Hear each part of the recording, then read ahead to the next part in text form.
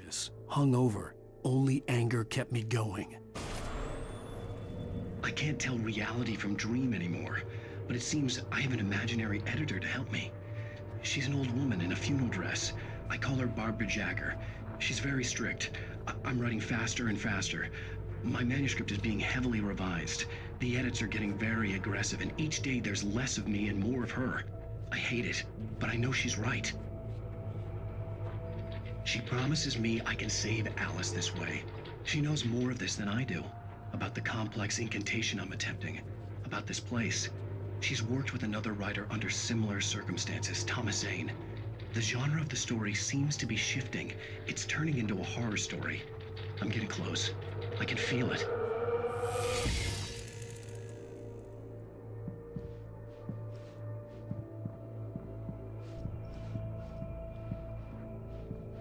Rose took a day from me. I had less than 12 hours left to meet the kidnapper. All I could do was get Barry into the car, work something out once I got on the road.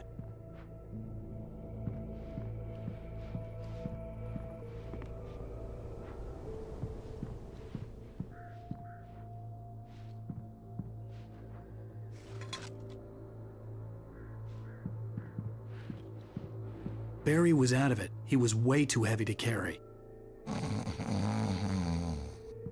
You're right. I deserve more money. I'm so handsome. Welcome to the Oh Dear Diner. What can I get you today? Coffee? I couldn't work up much hate for Rose. Something had used her to get to me and left its mark. First refill is free. Milk and sugar on the counter there. Would you like to hear today's specials? Thank you. A nice day. Come back soon.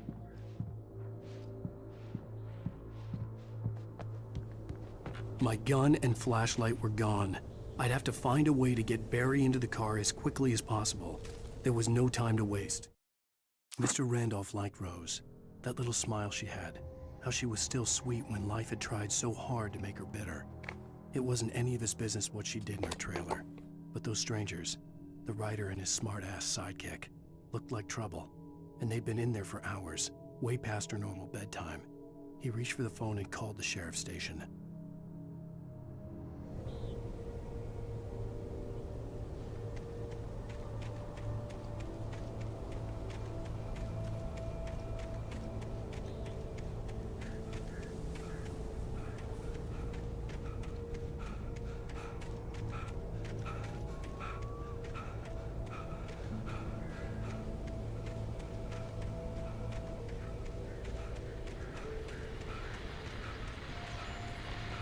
I just stepped outside to catch a breath of fresh air, and let me tell you, the weather's getting heavy.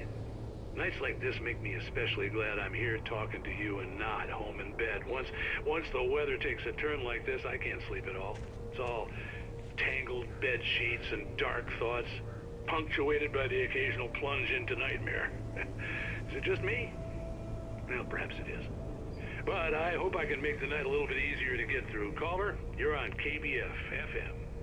Hey, hi, it's Walt Snyder. What's on your mind, Walt? Well, I am the way you are, but, well, I can't sleep either, you know? I just been staring out the window here, trying to make sense of it all, but, I ain't been drinking either, you know? I just... Well, you sound like a man with a problem, Walt.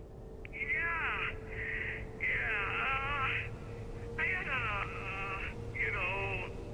argument with Danny. You know Danny, and, then I got in trouble with the law, you know, and, I'm just, well... I heard something like that, Walt. Yeah, well, you know, Danny's my best friend, and, they let me on bail today, and now I'm just alone here at the window, you know, waiting. Man, and there's something in the air tonight, man. I was just outside looking up at the sky above our broadcast tower thinking the same thing. What are you waiting for, Walt? I don't know. You know, something's gonna happen. You know, I think I better go. Well, Walt, maybe... No, thanks, Pat. Well, good luck to you, Walt. Hang in there. Let's take a little break, folks. This weather's really something else, huh? How can I be sure?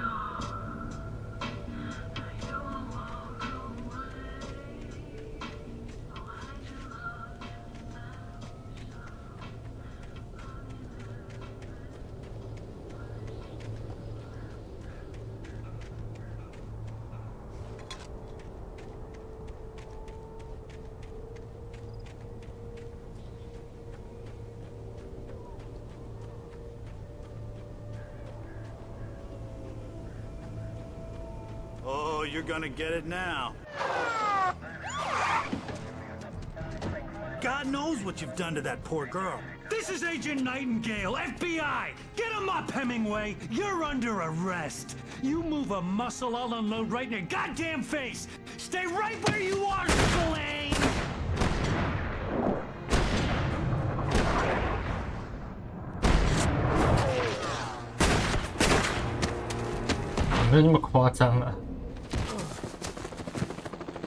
What are? I'm standing right here, you goddamn maniac! 这样就派出 FBI。 I hated to leave Barry behind, but there was no way I'd miss my appointment with the kidnapper. Give it up, Mr. Wake. Come on. Make it easier. Get after him. Don't let him get away. Move it, move it, move it.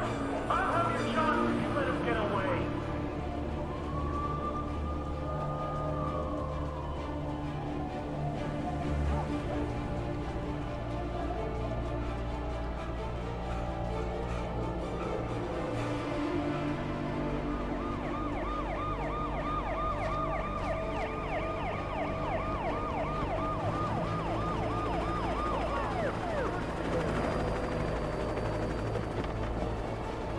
还要派直升机。 Stop running. There he goes.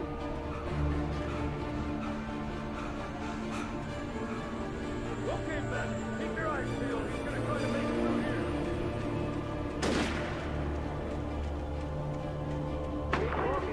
Oh, damn. Wait! Wait! God damn it! Where'd he go?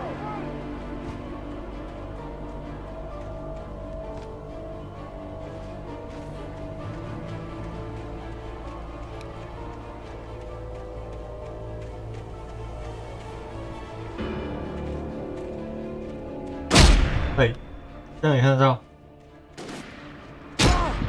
过分过分。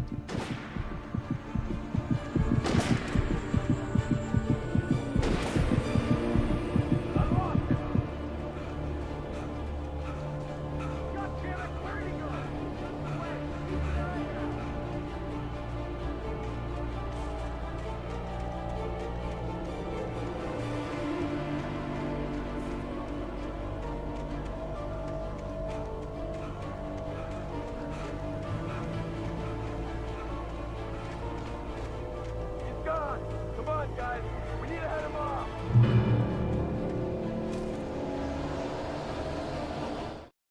For decades, the darkness that wore Barbara Jagger's skin slept fitfully in the dark place that was its home and prison. It was hungry and in pain. It dreamed of its nights of glory when the poet's writing had called it from the depths and given it a brief, terrible taste of power and freedom. The rock stars had stirred it from the deep sleep the poet had sunk it back to in the end. When it sensed the writer on the ferry, it opened its eyes.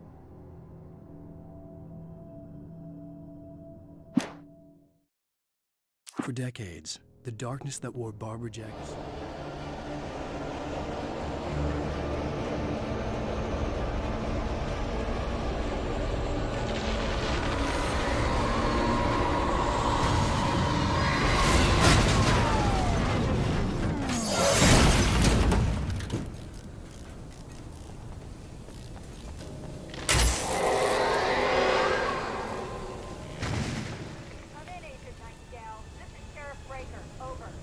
Nightingale, over.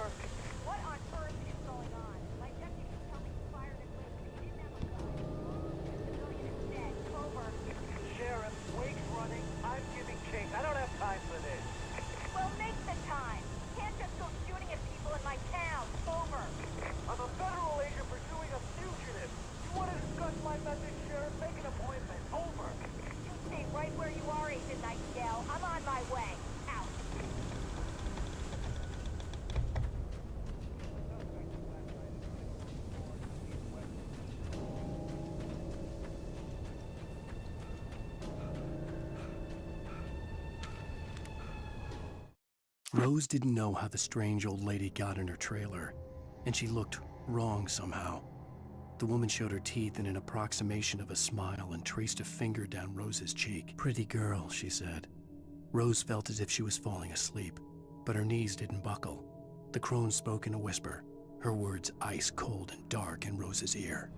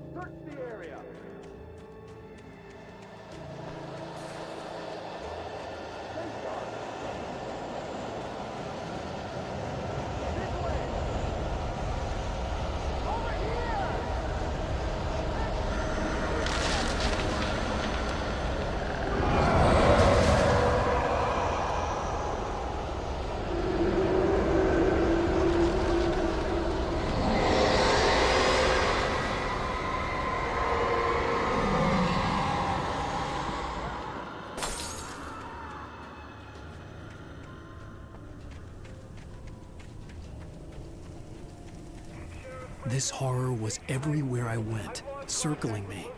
The cops didn't stand a chance. They were after a writer, not a monster. Ryder just took out my deputies? Are you kidding? I mean, have you seen this guy? He wears a tweed jacket. Over. He's the guy we're chasing. If it's not him, I don't know yet, but I'm not in the habit of jumping to conclusions. That tends to come back and bite you in the ass. Out.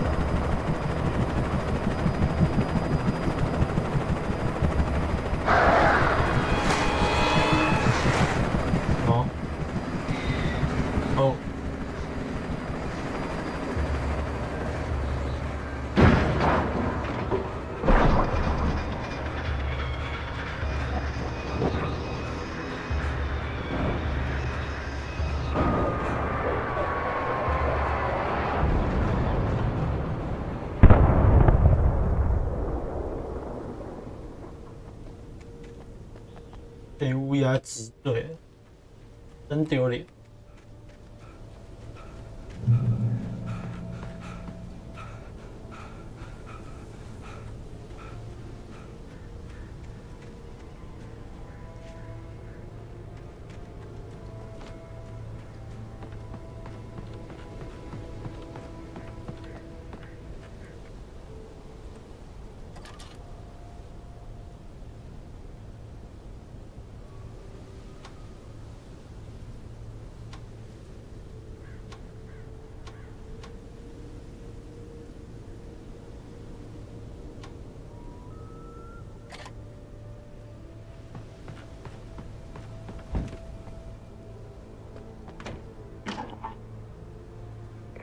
This is James. Mulligan, Thornton, come in. Over. Thornton here. James, we got both Wheeler and Rose in custody. They didn't put up a fight or anything. Why, they were... Hey, what are you... Come on. Sit down and give me that. James, Mulligan here. Over. Go ahead, Mulligan. Over. We got Wheeler and Rose here. Wheeler's drunk or hopped up on something. Speaking of which, that Fed had a pretty distinctive whiff of Otis Scotch about him, if you know what I mean. Over. I don't have anything on that, Deputy Mulligan. Over. Well, whatever. just being plain weird here. You better get Doc in to take a look at both. Over. Gotcha. You better get them here quickly. The Fed's gonna want to interview Wheeler. Over. Oh yeah, I bet he does. Looks like they have a lot in common. Mulligan out.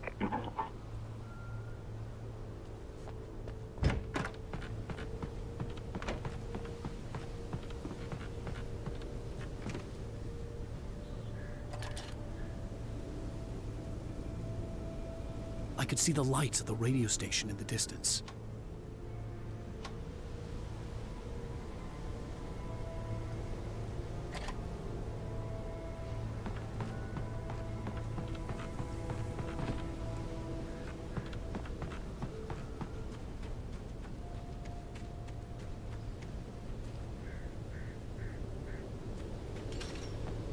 I imagined that the broadcast tower in the distance was part of the local radio station. Maine seemed like a decent guy. Perhaps he could give me directions to the coal mine.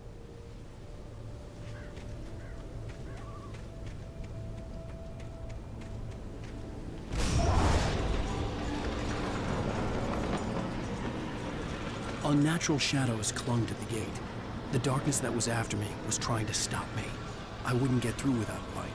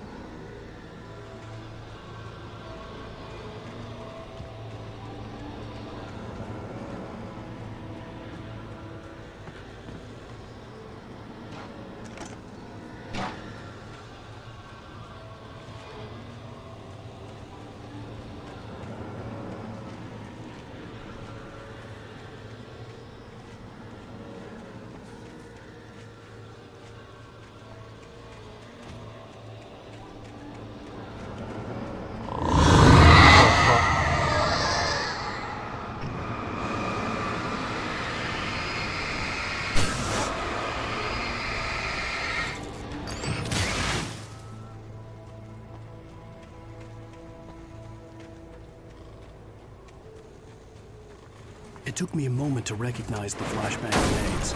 They were an ideal weapon for my situation. Team 1, come in. Over. Team 1, this is Sheriff Breaker. Report. Over. Team 2, come in. I need a report. Over.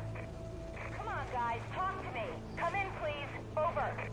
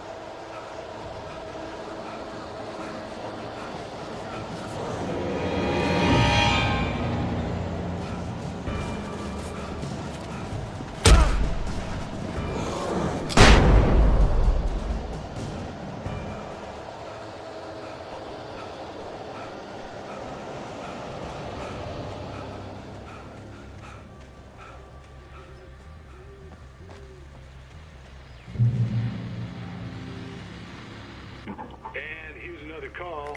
You're on KBF-FM with Pat Maine. It's Milt Peabody, Pat. What's on your mind, Milt? Well, I live near the trailer park, Pat, and there's a big ruckus going on over there. Well, that's just up the road from me, too. What's going on, do you know? I don't know, but there's a bunch of police cars there, lots of sirens, a helicopter buzzing around, and I think I heard some gunshots.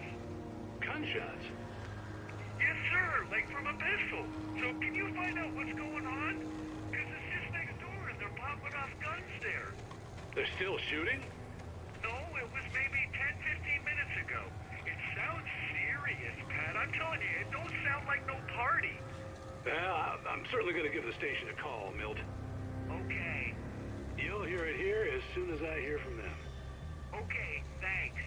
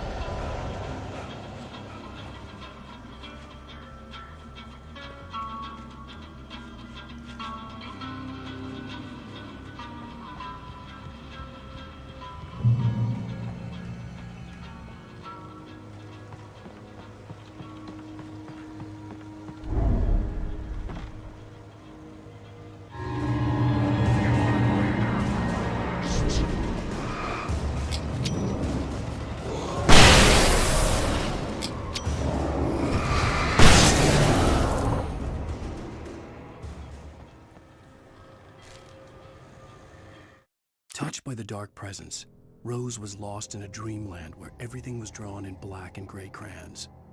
The old lady had promised her that all her wishes would come true. She would be Alan Wake's muse. She was smiling so hard it hurt her face. She crushed a bottle full of sleeping pills into the coffee. Deep down inside, she was screaming in terror.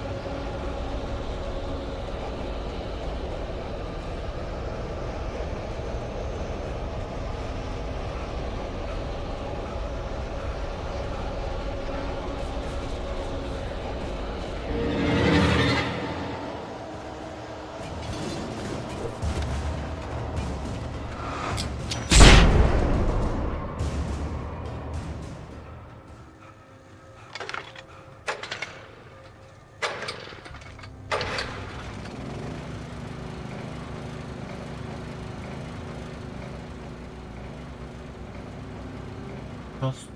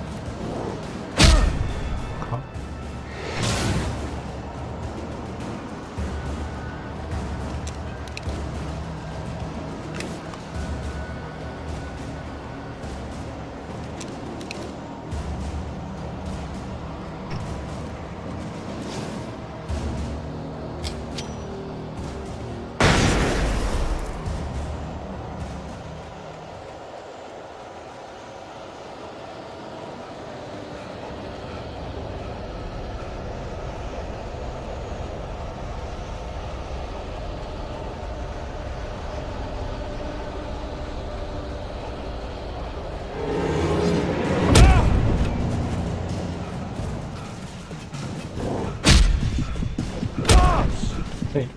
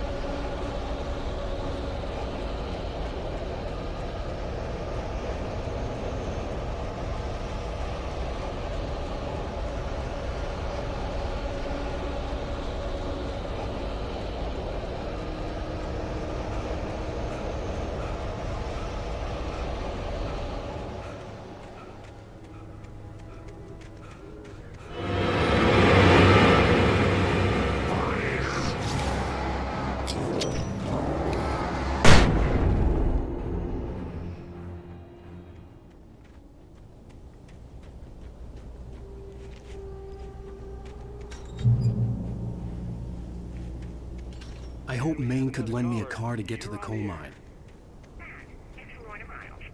Oh, why, hello, Lorna. What do you have for us? Well, I just don't see why the cops bother with the trailer park. What do you mean? Of course you're going to have trouble in a place like that. I mean, what do you expect? The sheriff should be helping us normal citizens instead of wasting resources on those people. Well... Let the try to sort themselves out. I'm sorry, but my granddaddy settled in Bright Falls in 1911. Well, thank you very much for that, compassionate viewpoint, Lorna. Oh, here's a little surprise. The famous writer Alan Wake just walked in. Folks, I'm gonna see if I can talk him into an interview. Come on in, Mr. Wake. Oh, I'm so glad you could find the time to do this, Mr. Wake. Nowhere to run now, Dan Brown. You back away from me. Don't hurt her. Whoa. Everyone calm down. Put the gun down. We're all friends here, right? Cool your jets, Nightingale. We got him. do this, please! What the hell's the matter with you? There's a civilian in there.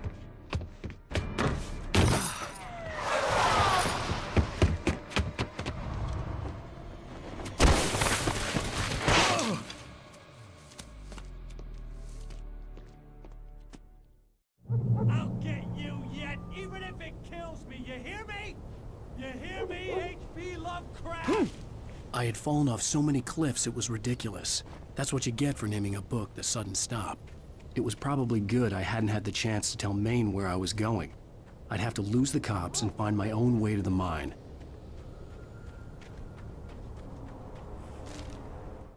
Nightingale stared through the broken studio window into the dark woods. He turned around, started to walk out, but Maine grabbed his arm. "Young man, you almost shot me. You don't shoot off rounds at people like that. What's the matter with you?" Nightingale shook his arm free. Marched it.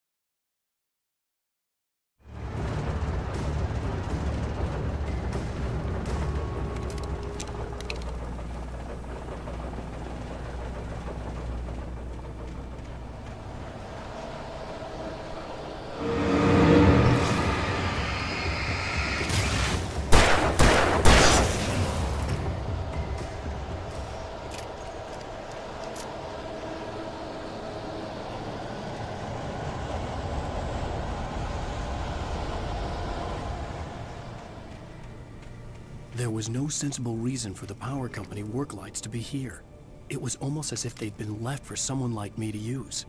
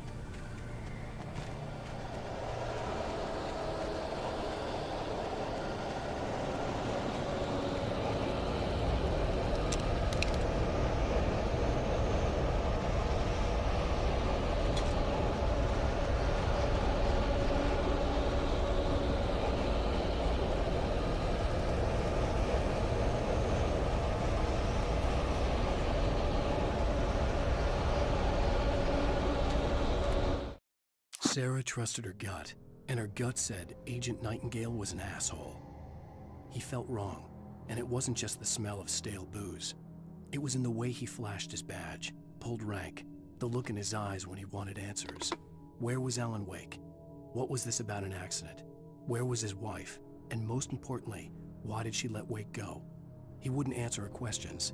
Federal business was all he'd say.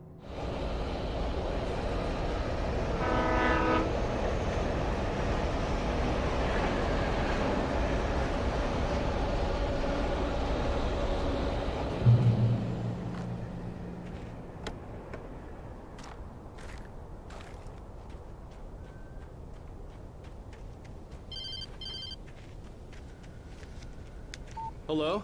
The most stubborn man I've ever met. Alice? Alice? Alan, I'm so afraid. He keeps me in the dark. Please help me. I look at you, Alan, and it's not you. Something else. Looking out from behind your eyes. Alice, I'm here. I'm so alone here. It's all gonna go to hell. You need to be careful.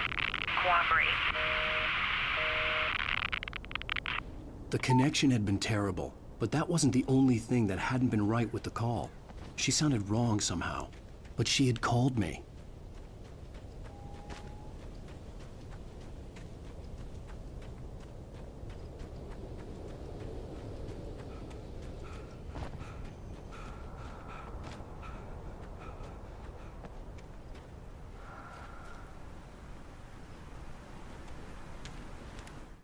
The pipe wrenched itself loose from the bridge's steel framework. Wrapped in darkness, it floated in midair, twitching. For a moment, I didn't understand what I was looking at. The heavy object lurched at me with impossible force. I threw myself out of the way, but just barely. When I turned my flashlight on it, it shook in a dark rage before it...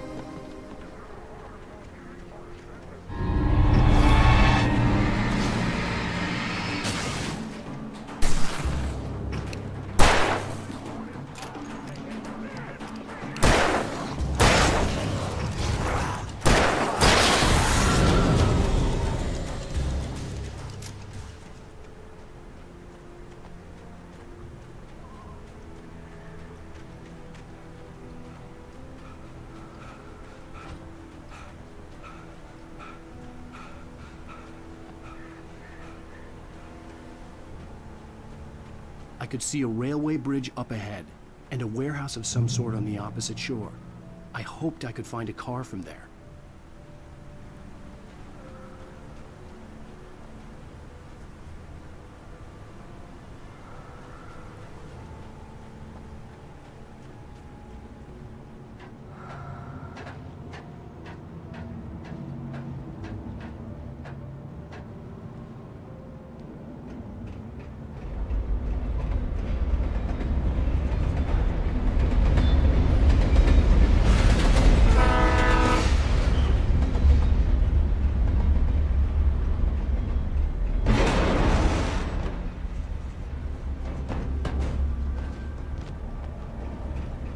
The darkness that was pursuing me was growing stronger, and it was taking over everything in its path.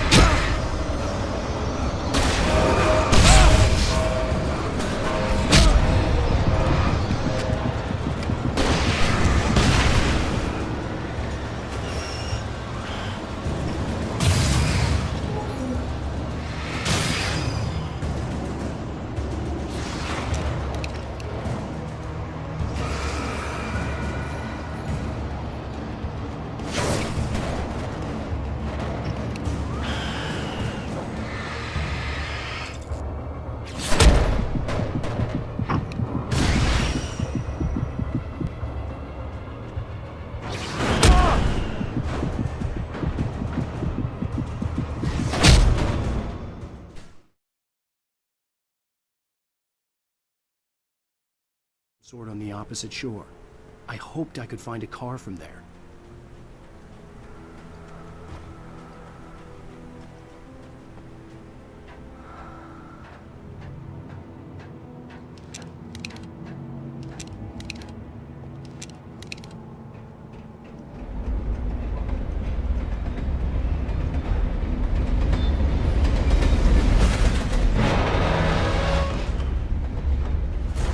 That was pursuing me was growing stronger, and it was taking over everything in its path.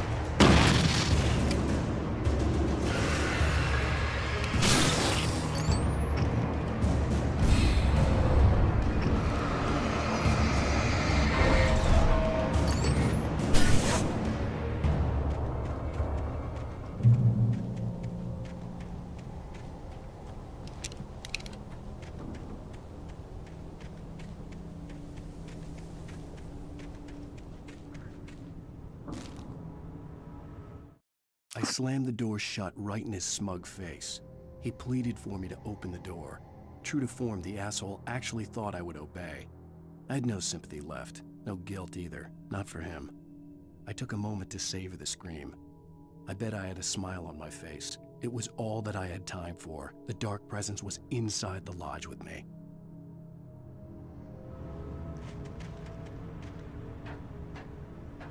As a teenager, just starting to get interested in writing, Stephen King had been a source of inspiration to me. I thought about all the inanimate objects that had come to life in his books. No one is safe in a good horror story. Certainly not the protagonist. That's what makes them fun. This was anything but. The darkness could possess anything, and it was getting closer.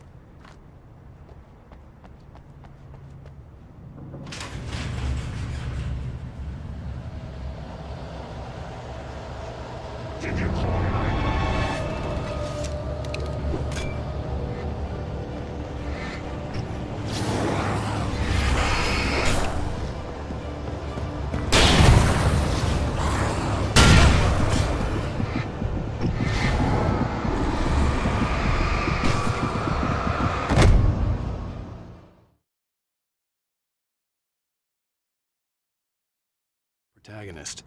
That's what makes them fun. This was anything but. The darkness could possess anything, and it was getting closer.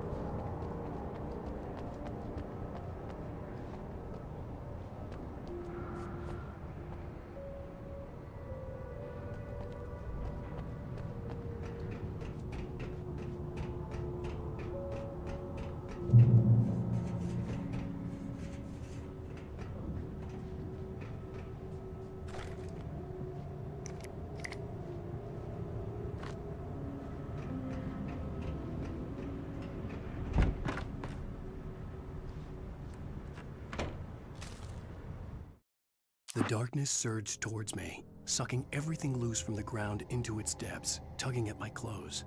I saw the flare the kidnapper had dropped and threw myself towards it just as I felt my feet leave the ground. The darkness embraced me with the force of a tornado. Somehow I managed to light the flare. The darkness roared and cast me away. I fell toward the dark waters of the lake far below.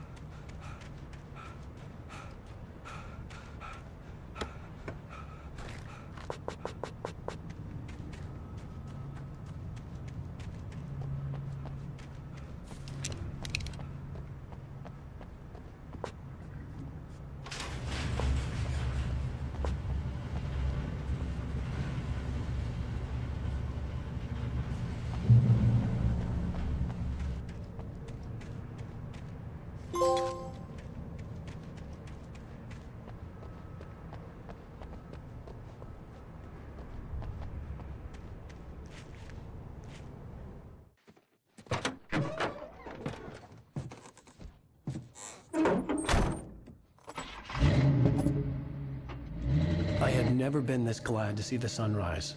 I had a couple of hours to get to the coal mine.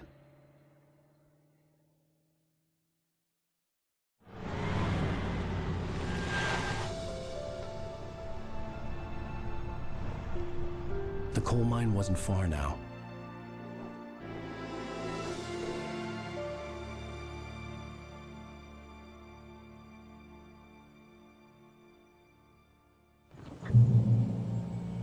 Today, I would meet the kidnapper, and he would give me Alice. I wouldn't give him any other choice.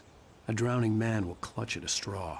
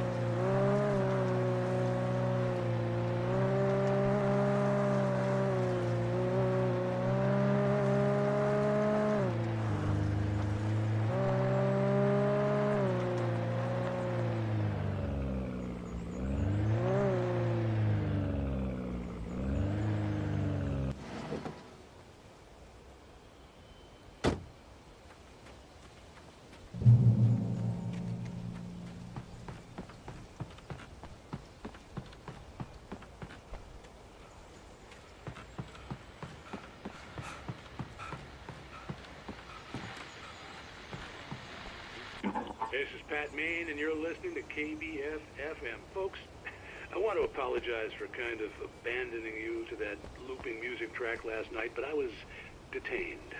You see, I encountered a big-shot G-man with an itchy trigger finger who could use a lesson in manners and a boot in the ass. Not necessarily in that order either. Now, folks, I know I'm not being very informative here, and I apologize for that. I really should just keep quiet, but I'm just so peeved right now, because some people just shouldn't be carrying badges.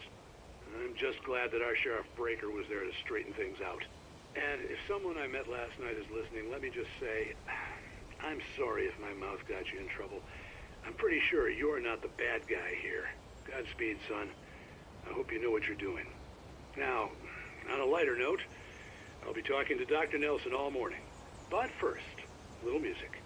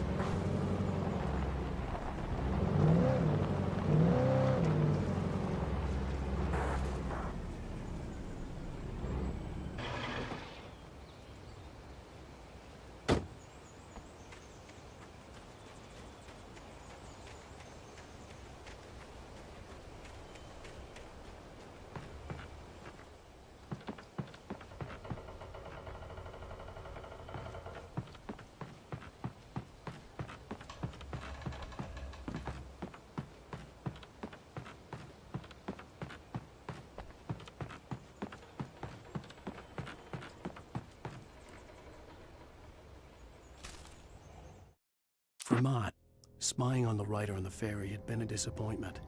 His boss had made Wake out to be something special, but Mott hadn't been impressed. He'd gotten a good long look at the wife, though, and he liked what he saw.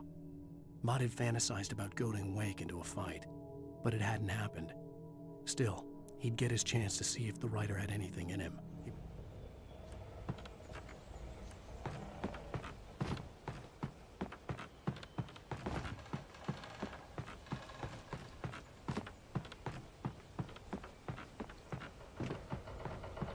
I was early.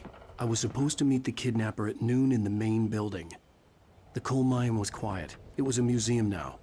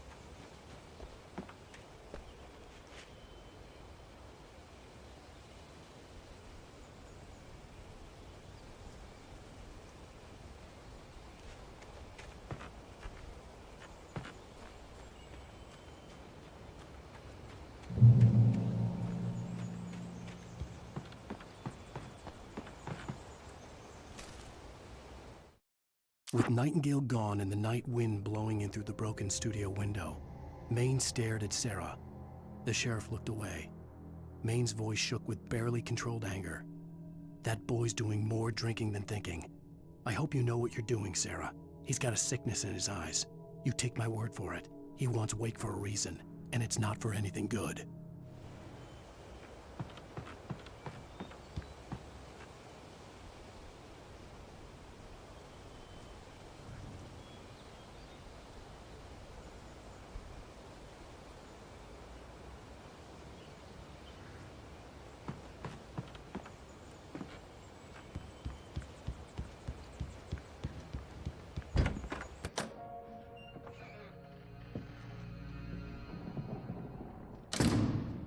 I didn't want to go outside. Cops had to be looking for me. The noon sun turned the place into a sauna. The day dragged on. Different scenarios ran through my mind. Ways of how I'd torture the kidnapper to get Alice back. Or the different horrible things he could have done to her. I imagined her dead. I had no way of knowing she was still alive. It was killing me. I was running on blind hope. It was all a waste of time. The bastard never showed up.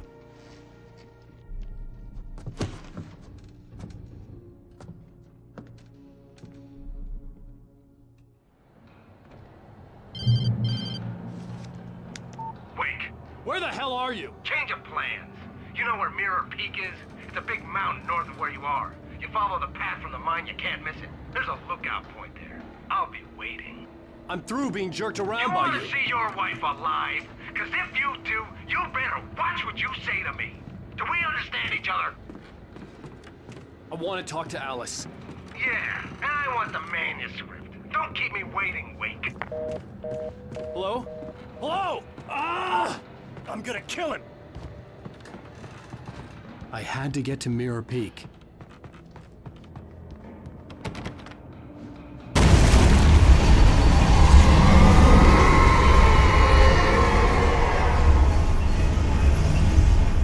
It was close, maybe closer than ever before.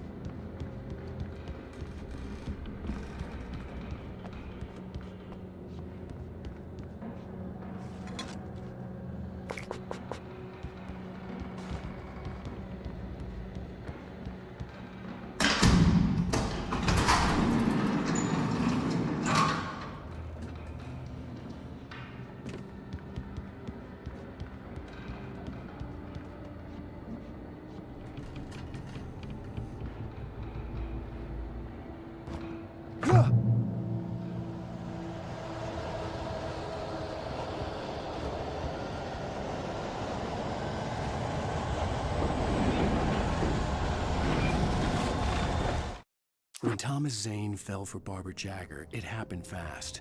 She was young, vibrant, and beautiful, full of life. He had never been a very happy man, and without any seeming effort, she had changed all that. Zane felt good for the first time in his life. Everything she did was another piece of a jigsaw puzzle he hadn't even known he'd been missing. And best of all, she made the words flow, strong and sharp. She was his muse.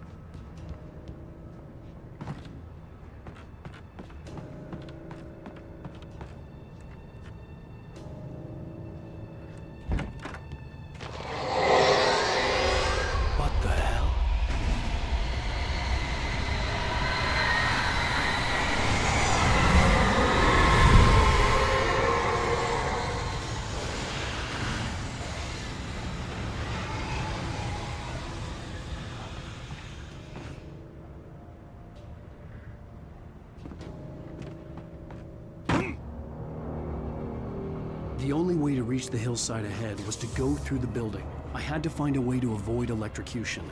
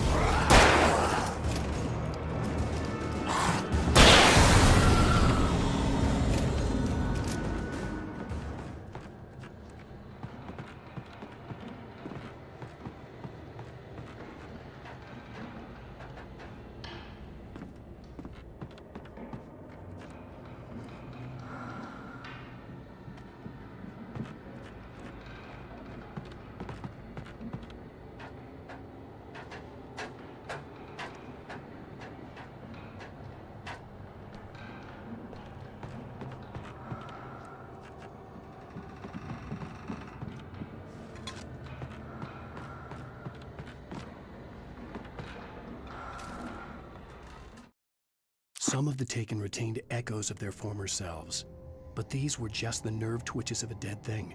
Nothing remained but a shell covered and filled with darkness. In most cases, these puppets were enough for the purposes of the dark presence. But for anything more elaborate, as with the writer, it was different. It needed his mind. And so rather than taking him over completely, it merely touched him.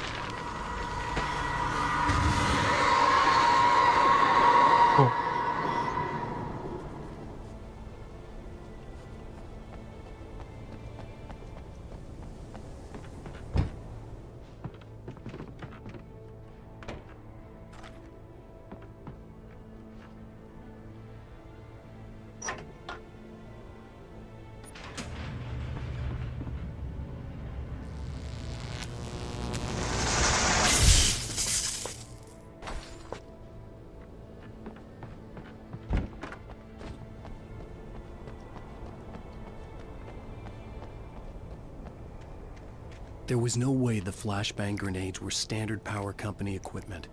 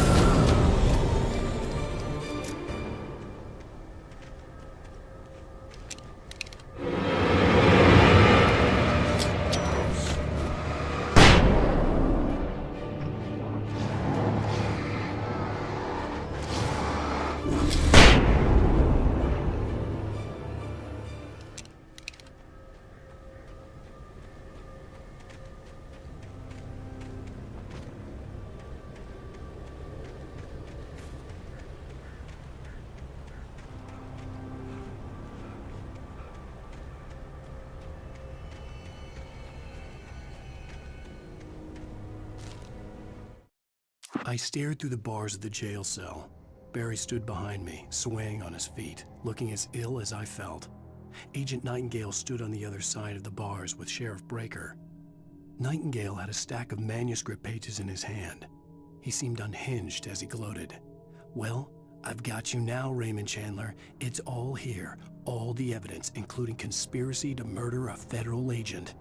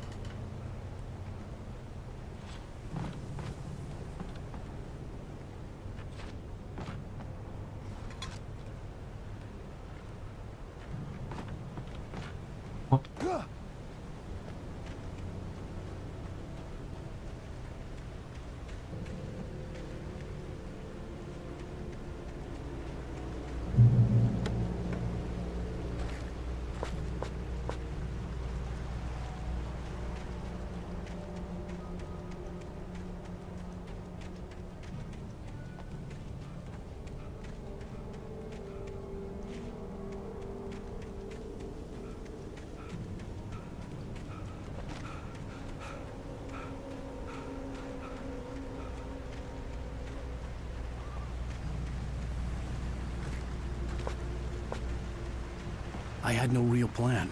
I was going to give the kidnapper all the manuscript pages I had for Alice.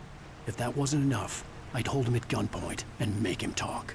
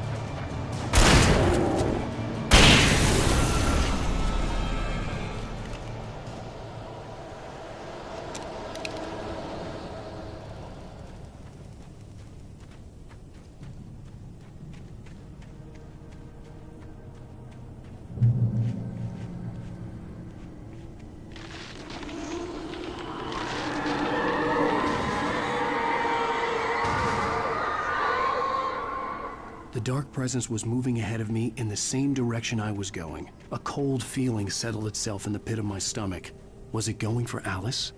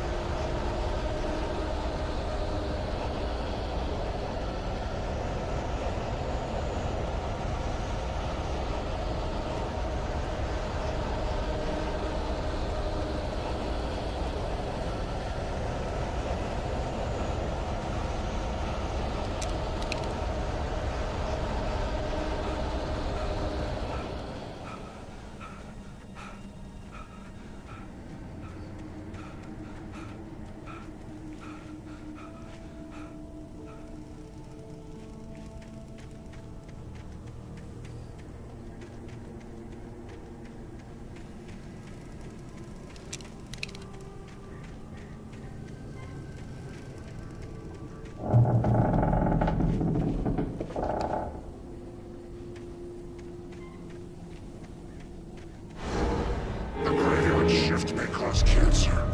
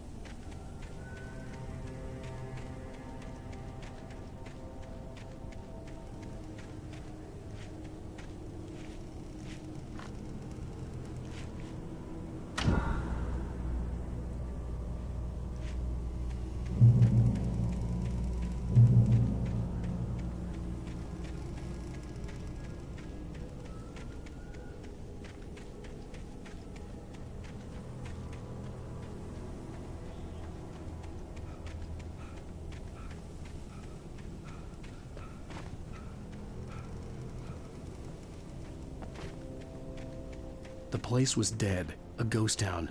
Had been for decades, maybe a century.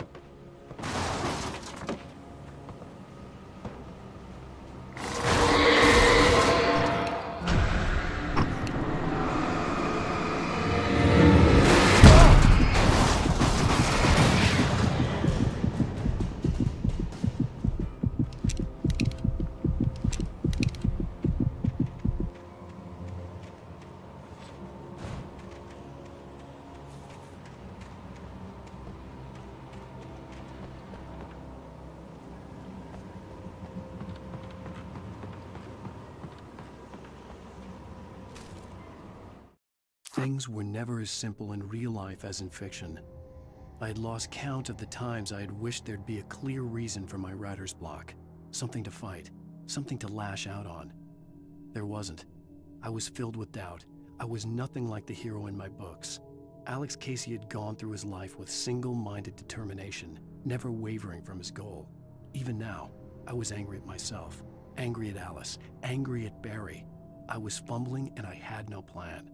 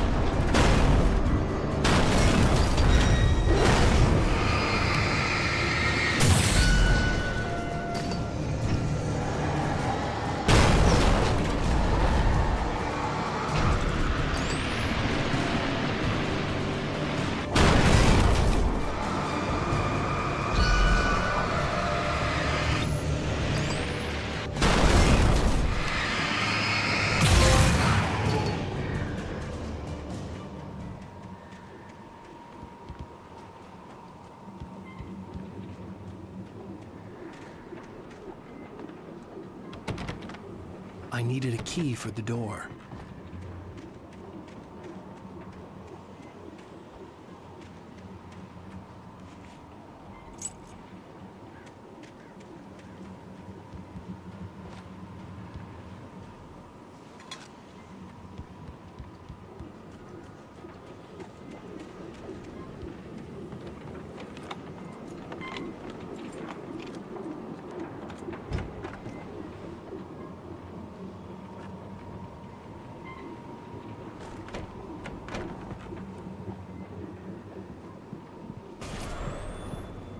Anything outside of writing is a struggle.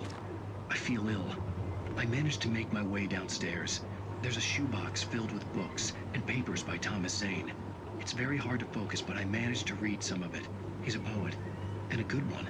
He writes of muses and creators summoning fabulous things from a magic lake, using his powers to shape the world of a realm of gods and dreams and demons, dark things that wait for a chance to slip through, wearing the flesh of men as disguise. Zane writes about himself, his girlfriend being taken over by a dark presence, about growing scared of the lake. Zane believes it's a mirror to the gaping void of darkness above, where some Lovecraftian presence lurks. I crawl back upstairs. I'll borrow these things for my story. They ring true. They fit.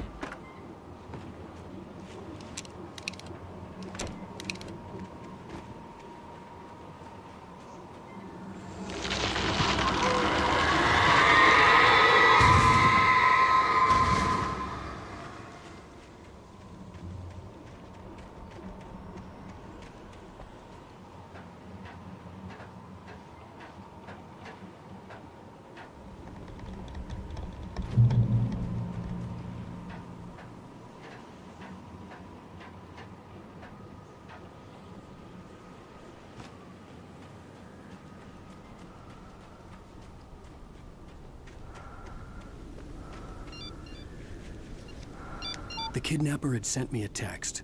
The message was full of spelling errors and insults. It was telling me to hurry up.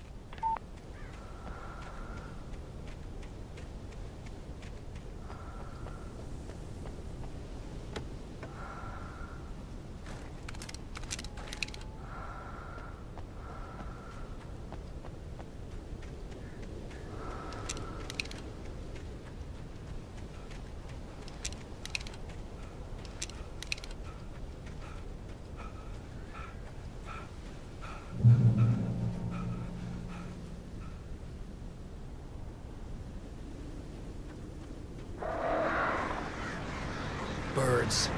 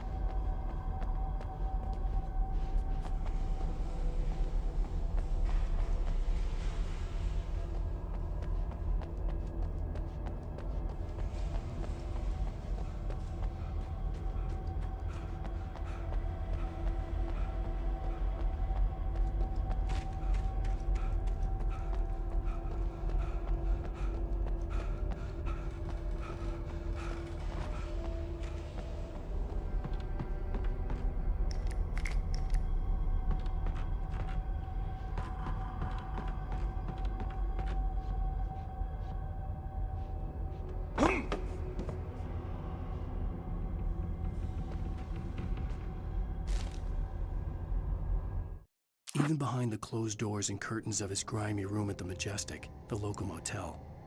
Nightingale could feel the locals' eyes on him, the unrelenting pressure of their judgment. He forced it out of his mind. For all he knew, they could all be under Wake's spell already. You do what you have to do to get the job done. He took comfort from the bottle in his hand. Please, he thought. Just let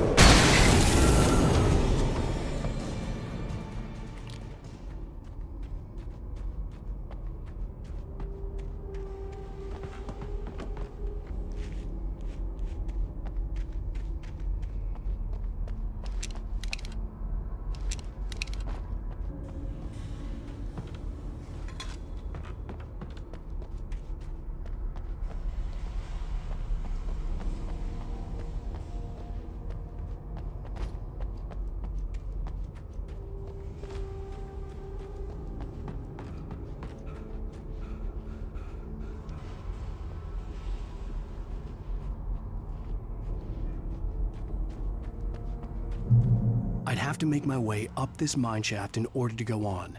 Maybe the machinery could help me with that.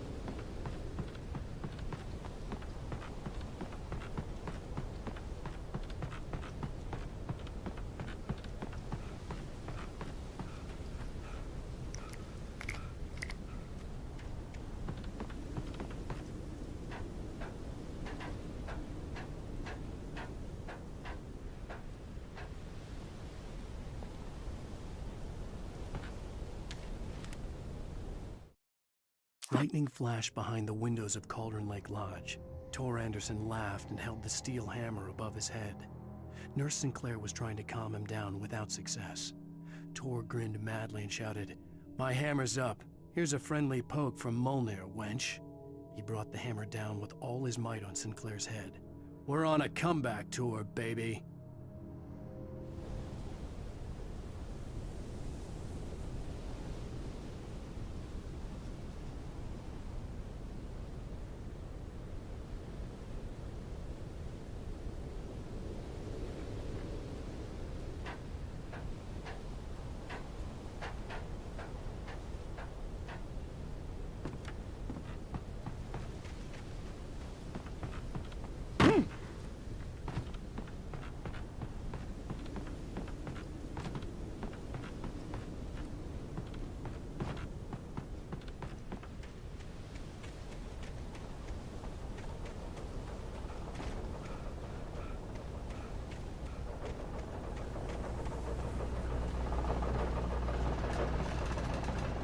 Oh, great. Another cable car.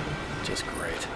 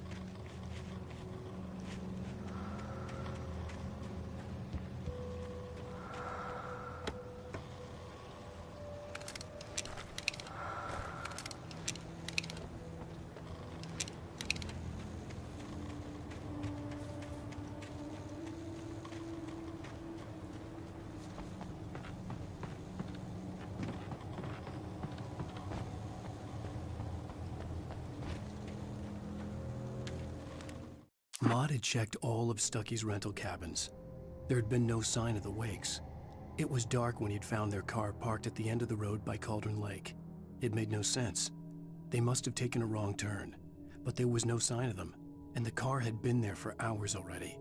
Frustrated, Mott stood on the rotten ruin of the footbridge that had once led to Diver's Isle before it sank beneath the waves years ago. The boss wouldn't be happy.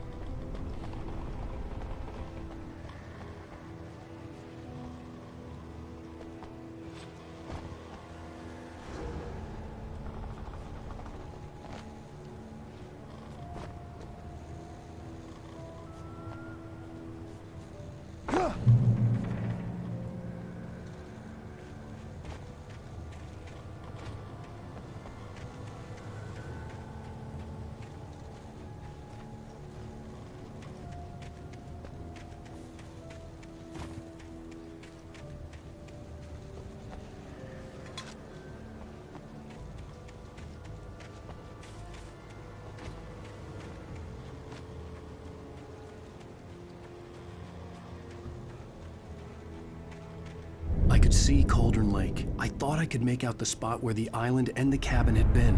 There was a light near it. It had to be a boat.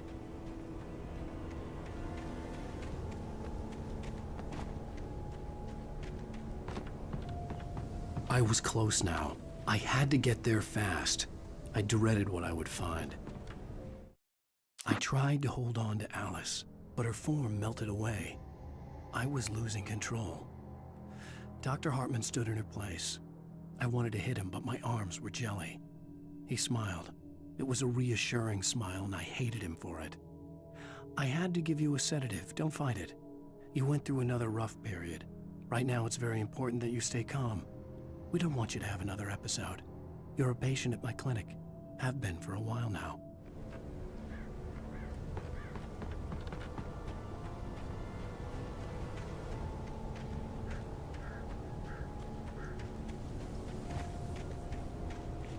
Wait! Are you? Wait! Hey, I'm here! I'm coming! No! Get away! Sorry. Please, wait. The boss didn't know who he was messing with. I didn't know. I swear, I didn't know. We don't have a wife. We don't know where she is. She's probably drowned. We just said we had her to make a play ball. You see? They got him writing for us. Please. Please. Oh, I'm sorry.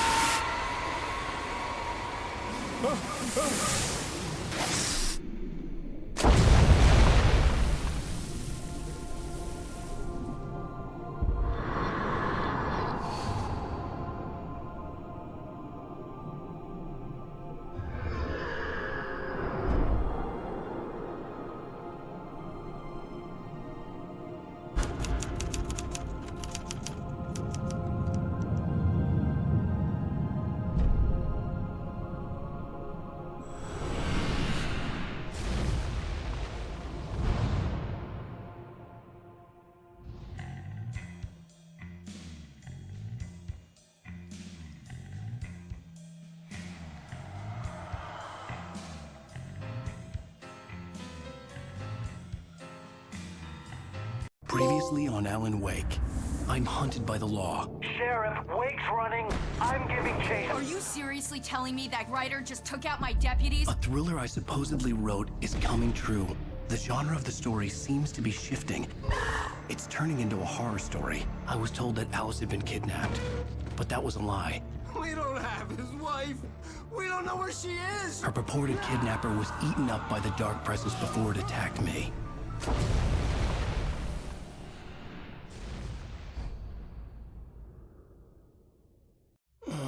Alan, shh, baby. It was just a nightmare.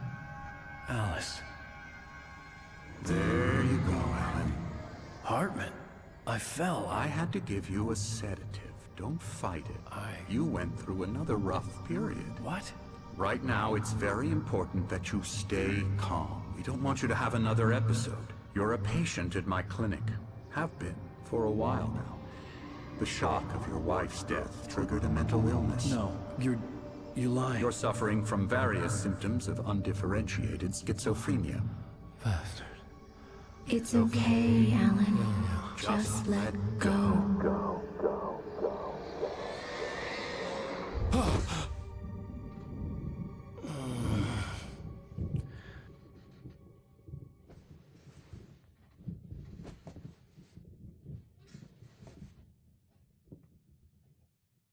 I felt groggy. Whatever Hartman had pumped in me was making me numb. I felt like this was happening to someone else. Someone I was watching on television. I couldn't think. Couldn't focus. There were only empty sheets of paper here. No manuscript pages.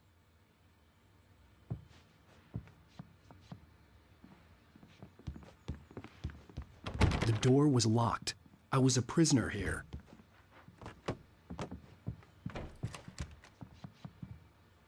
Good evening, Alan. Are we feeling better now? Feeling calm? Yeah. I see you brought your pet gorilla with you. So sure, I'm calm. I get the message. Loud and clear.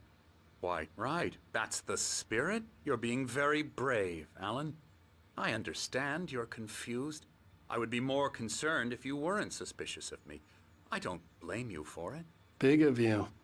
Now, why don't you come with me? We'll reacquaint you with my clinic and go over everything you might have forgotten. Little walk and some fresh air? Yes, it will do you good. This corridor is for patients. Most of them aren't here right now. Jack took them out for a fishing trip, except for the ones who are particularly vulnerable, of course. I encourage creativity as a part of the recovery process here at Cauldron Lake Lodge. I specialize in treating artists. I bet you do. Splendid, Alan. I honestly believe we can get this thing under control if we work together. This way, Alan.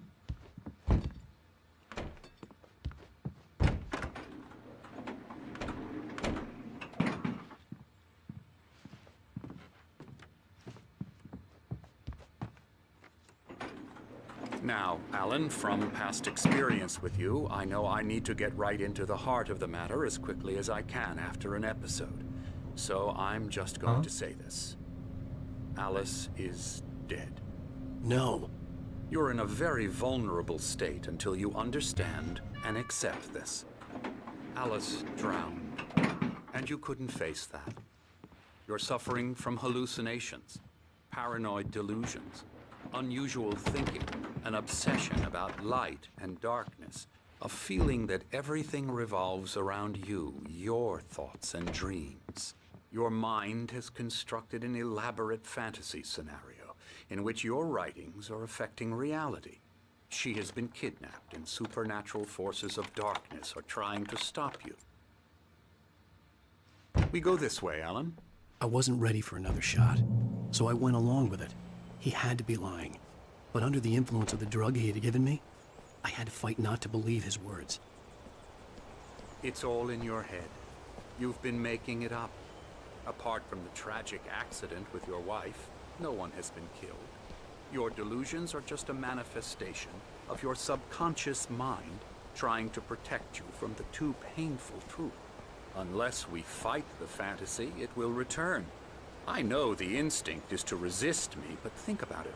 Doesn't this make far more sense than the insane supernatural conspiracy you have concocted in your mind? You're a skeptic by nature, Alan. We both know this. Everything can be explained logically.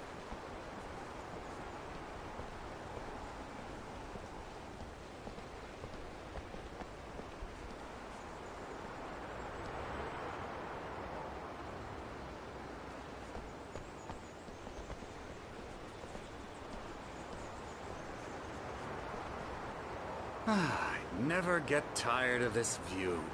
Very inspiring, isn't it? Cauldron Lake spread below us. I could see Mirror Peak on the other side of the lake.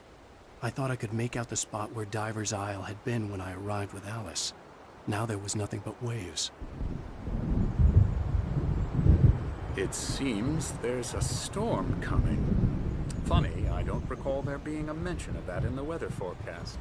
Well, no matter. This way. Follow me. Alan, what I'm telling you is good news. Right now, we're in control. Every time you have a relapse, it gets more and more difficult to resurface from the dark depths of your imagination. Not surprising, considering your profession. Imagination is what you work with. After all your nightmares, this should come as an immense relief to you. If it doesn't, why is that? Because I'm lying? Or because you don't want to admit that you're not well? It's very natural for you to think of me as your enemy. It's part of the illness. I let him talk. After all, Hartman obviously loved his own voice. His words echoed madly inside my head. I dug my nails into the palms of my hands to stay focused. You need to work with me. Once you accept that, we can begin the journey towards your recovery.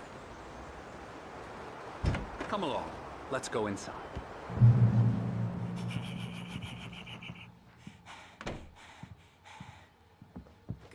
Here's the entrance to the office wing. That's for staff only. You were impressed by my trophies when you first arrived here.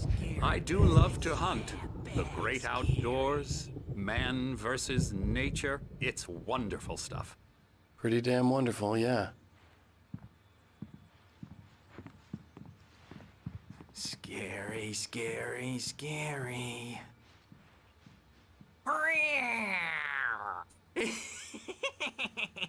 Emerson.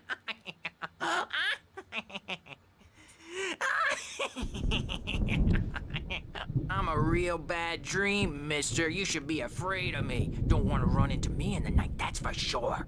Please, Emerson. Mr. Wake is confused enough as it is.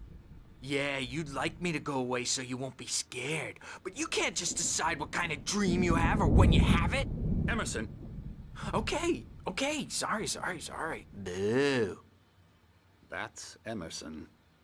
We're actually making some progress with him, I'm happy to say.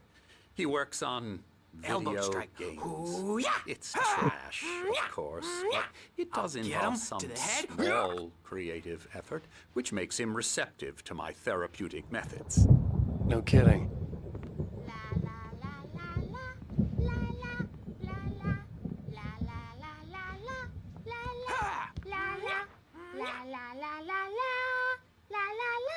Now, you might have noticed the typewriter in your room. You've been writing as a part of the therapy. As soon as you feel up to it, you should continue.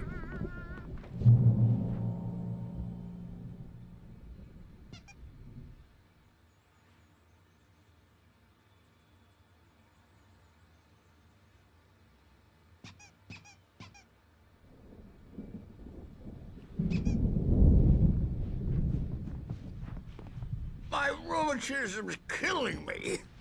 There's a storm coming. Oh, what a storm. I hope it wipes this place off the face of the earth. And these two are the Anderson brothers, Odin and Thor. They had how should I put this? A heavy metal band in the 70s and 80s called Old Gods of Asgard. They even adopted new first names to complete the image of Viking gods. After the band broke up, they lived on a farm nearby. They are, well, in advanced stages of dementia. They're well cared for, TLC and all that. There's nothing more that can be done. I'm afraid that the rock and roll lifestyle has left its mark. Oh, that won't do. I'm so sorry to cut this short for now, Alan. The power has been acting up. I'd better go check on it. We'll continue this soon. Meanwhile, when you feel up to it, return to your room and try to write. It really is for the best. Don't you think? I'd like to bash his head in with a hammer. Oh, he'd love to fish out our secrets, but he has no clue. He's not crazy enough. Not crazy like us, Sonny. Yeah! Being crazy's a requirement, Sonny. Who else could understand the world when it's like this? It takes crazy to know crazy. That's the sanest thing I've heard in a while.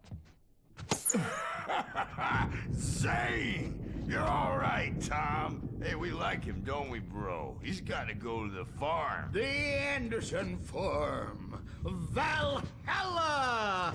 We wrote it all down, lest we forget. A crash course. All you need to know to get your head right.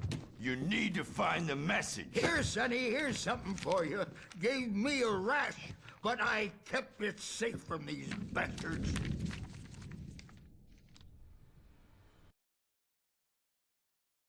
Zane could feel the poems, taking form, shaping things. As he experimented, he imagined he could almost feel the power surging through the keys of the typewriter. It exhilarated him. But there was fear, too. If not for his young assistant Emil, he would have given it up. But Emil convinced him otherwise. He too had a way with words. My head was clearing up, or according to Hartman, I was sinking back into the fantasy. I was convinced he was lying to me about everything. Crazy or not, the Andersons made more sense. Tom, you got any booze on you? Yeah, no. Sorry, we have a guys. stash of the special stuff at the farm. Our own formula. Local ingredients. Medicine. Clears your head right up. Makes you remember like moonbeams on the brain. Ah, I just noticed! Leather patches on the elbows? That's not very rock and roll. Tom just lost is all. Baba Yaga got to him too, the damn witch. She used us all. Taken from all of us. Took my thunder, the witch. And my ravens. What were they? Memory and thought. The hag. She took something from you too, didn't she? That's what she does.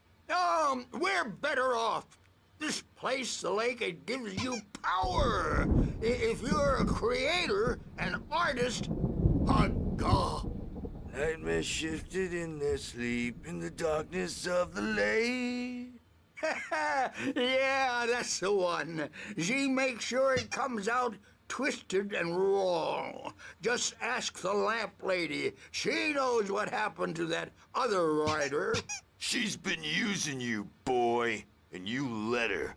You went and opened the door for her, didn't you? Now, it was already open a crack. And whose fault is that? We're morally corrupt, disease-ridden, old and stupid. Doesn't mean he had to open it all the way, goddammit.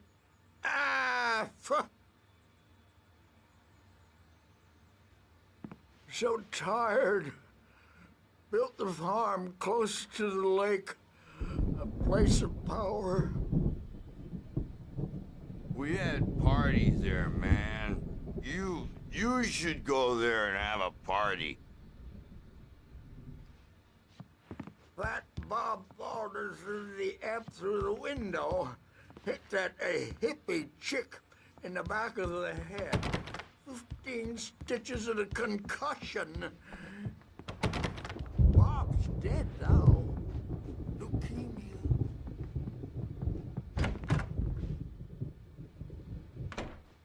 Wake up. You can't hurt a nightmare because all dreams are only imagination. They're only in your head, and they're not there when you wake up. So you can't wake up because I'm in charge now, and I don't want to disappear. My nightmare is the publisher people who want to make a contribution so they can say they made a contribution. And then we end up with mullets in there because they think mullets are funny, but it wasn't supposed to be about mullets, and now it's about mullets. And when it's in slow motion, they call it mullet time because the numbers came back from marketing that mullet time is the hook we needed to go big in the target demographic. And they're not even kidding. They say it all like serial killers with straight faces and smiles. My nightmare is the writers who want to make everything from the characters to the toasters talk all the time and express their feelings so they won't shut up. And the writers won't shut up either because they have feelings too.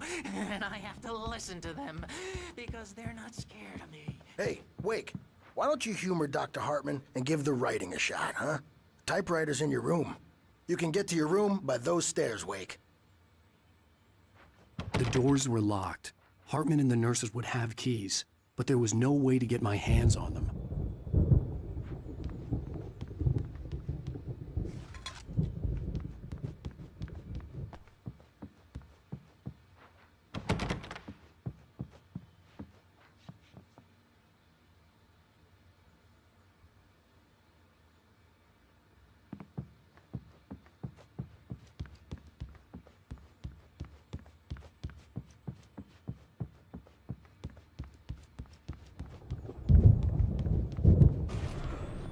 Something's wrong.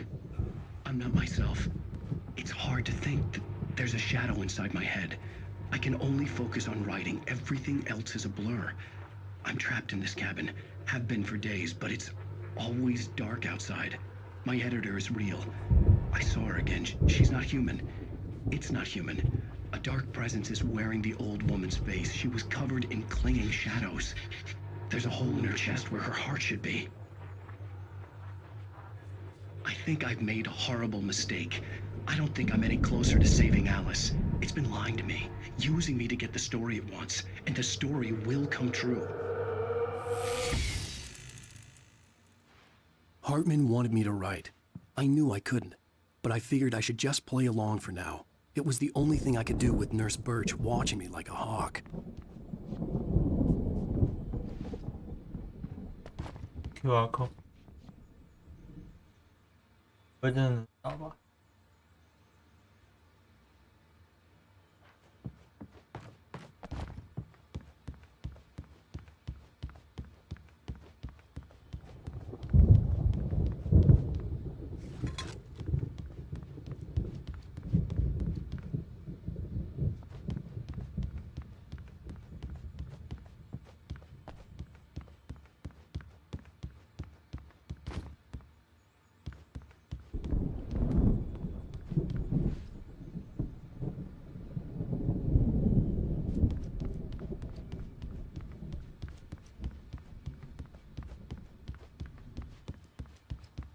？The generator hadn't been activated, and there was no key.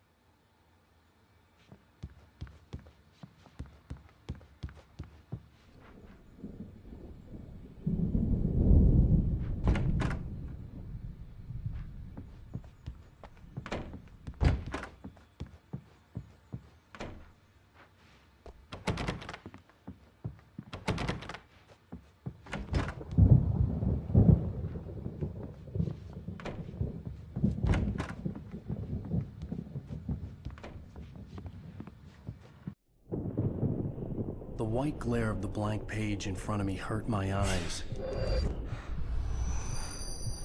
My hands began to shake uncontrollably. Everybody calm down. Put that down. Bert, I need help. Hey, Wake, you stay here. I'm gonna go see what's up. You just keep doing what you're doing. Be cool, okay?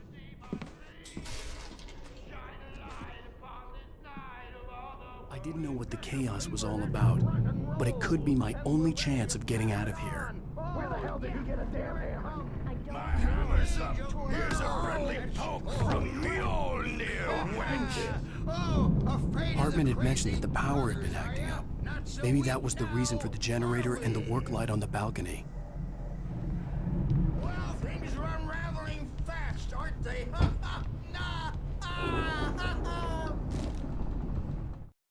Hartman kept talking, giving Barry the grand tour, clearly proud of the place.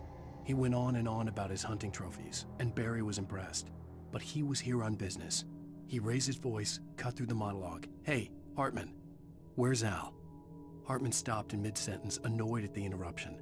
He nodded at the hulking orderly standing nearby. The man smiled and clapped a practiced hand on Barry's shoulder. It's my store. I'm taking it. Sinclair looked bad. That wasn't a love tap. The crazy old fart hit her hard. If she was one of Hartman's goons, she had it coming. I could get the key to the office wing from Sinclair. The backstage is I had to get to yours, Hartman's Tom. office. He had Seize taken your all my destiny. manuscript pages. That's where he'd been keeping them. Come out and face the music, Birch. It's time to pay the piper. Maybe you could come out and paint our wrinkles a dope, diaper ass. The photo on the wall caught my attention. In it, the clinic staff was standing outside the lodge. I knew the man next to Hartman. He was the kidnapper. Hartman had been playing me all along. The雇主。 Let me out of here! Hartman, do you hear me? I'm gonna sue your crazy quack ass to shreds! Seriously, do you have any idea how much trouble you're in? Alright. Barry? Ow! About time! Barry, man, am I glad to see you. We need to get to Hartman's office. It's right next door. You okay? Yeah. I mean, no! The cops found me at Rose's trailer, but they didn't hassle me too much. I'm obviously a victim in this, and I demanded to be treated as such. Or else I'd sue their asses. Speaking of asses, that Fed gave me a real hard time, but I had no clue where you were. That guy's crazy, Al. but he let me go, and then I get a call from Hartman, that son of a bitch, who tells me you're here, and I should come pick you up, but when I got here, 2 goons clobbered me and stuck me in there. What's with the cutout? I stole it from the diner to piss off Rose after what she did to us. That'll teach her. Yeah, that's a harsh punishment. Come on, pal, we gotta get going.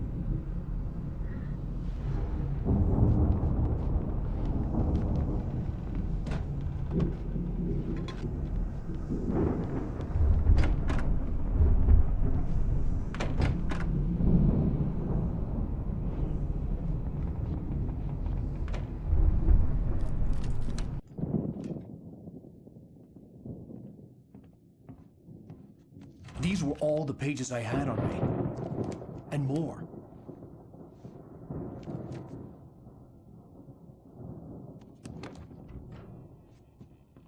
Alan, please. You're sliding back into the... Tell me one more lie and I'll shoot you in the face. Ah, well, it was worth a shot. Really, Wake, come on. Let's work together on this. You have no idea... Hartman, shut up! Barry, get out of here. I'll catch up with you. Get a car. Oh, Al, let's just... Go! Wake, listen to me. This is a mistake. Don't you see? Together we can create something absolutely wonderful. With your ability and mine.6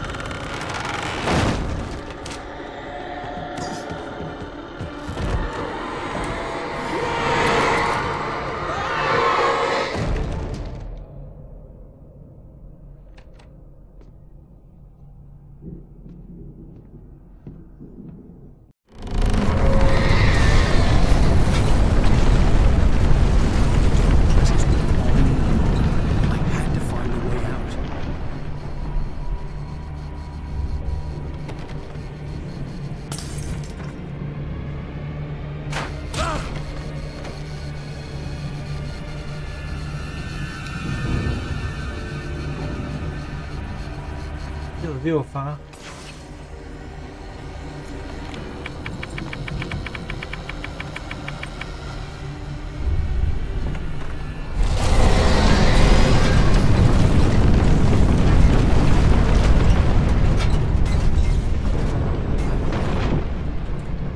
I needed light to get the possessed bookshelves out of my way.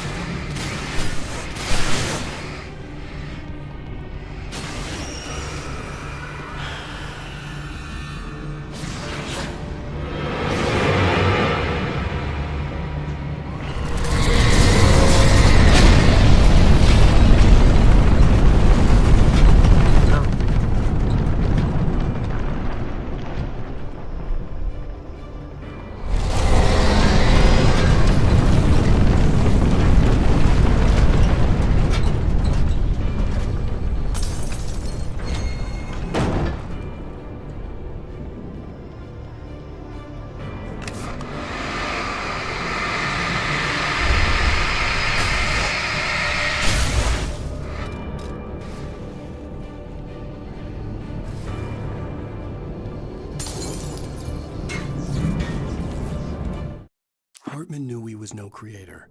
He had no ambitions on that front. And he certainly didn't want to end up like every artist he had worked with here, damaged in ways that were hard to describe, or worse. It was enough for Hartman to maintain creative control and provide direction, to be a producer. That was what most of these people were in need of anyway. Of course, suitable subjects were few and far in between.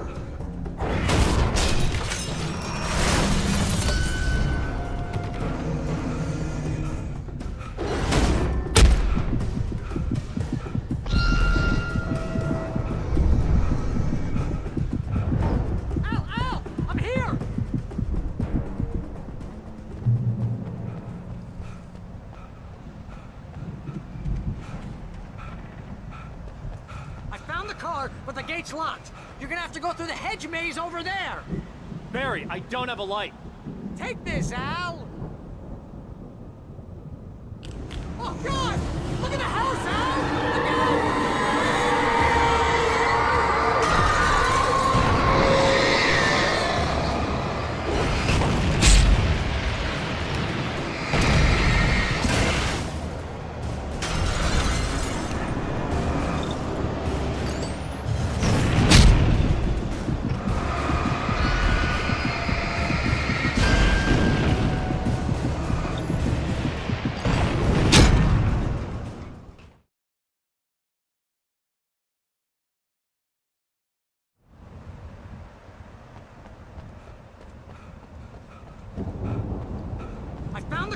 But the gate's locked. You're gonna have to go through the hedge maze over there.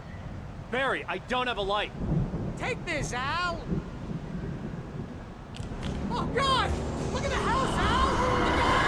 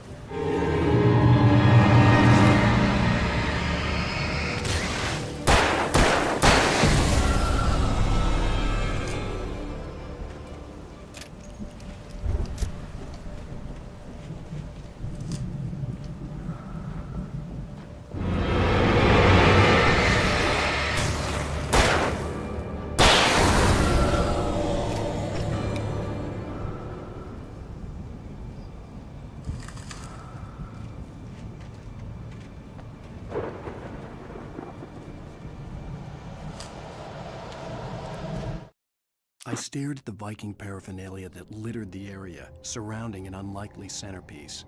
A full-size stage complete with an impressive sound system with all the trimmings, including a dragon. It took a special kind of crazy to build something like this in a remote field. When the sky split open with a deafening boom and the music started blasting, it felt strangely appropriate.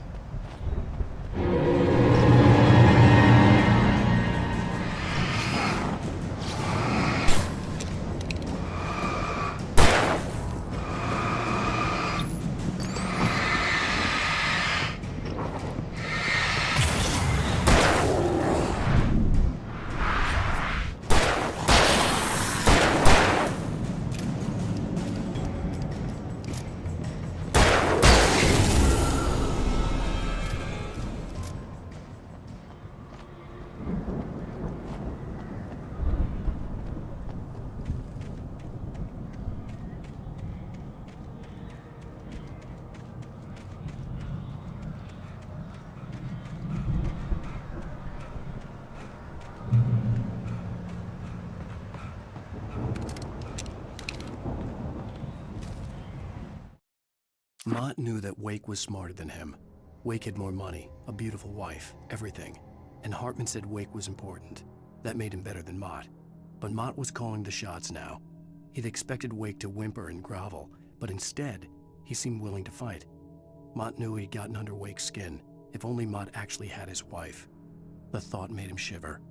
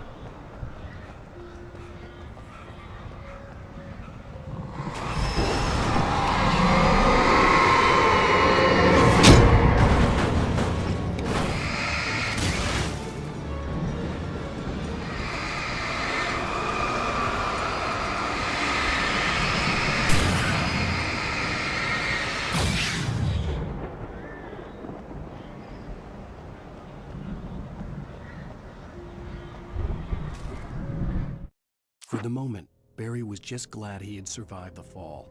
He had been separated from Al, and there was no easy way to climb back up. He told himself he'd be okay in the gloomy forest at night. He would just have to wait for a while for Al to find his way down. Barry turned when he heard the heavy footsteps and saw the movement. The man-shaped shadow lunged at him from the bushes, an axe held high. Barry screamed and threw up his hand. The world exploded.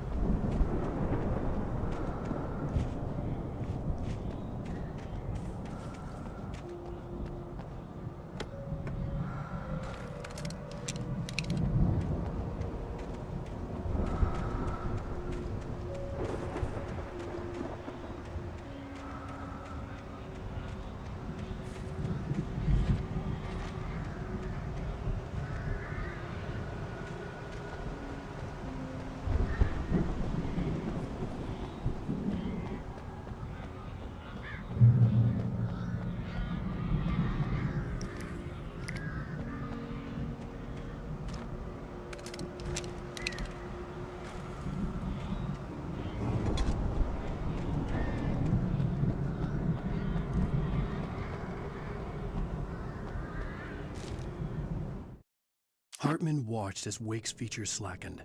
The man was bullheaded, no doubt. Even lying on the bed, he'd almost broken Hartman's nose the second time.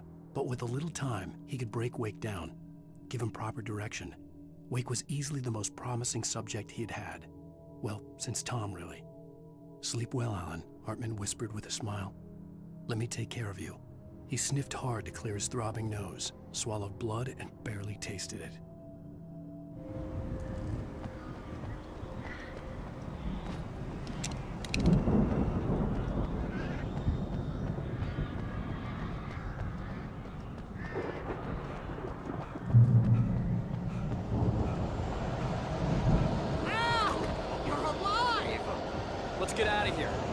open this gate? Maybe. Barry.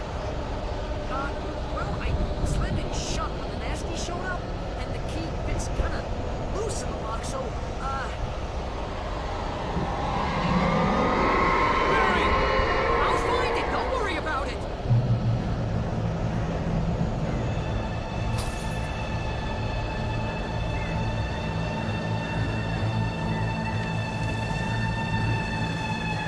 Hurry up, Barry!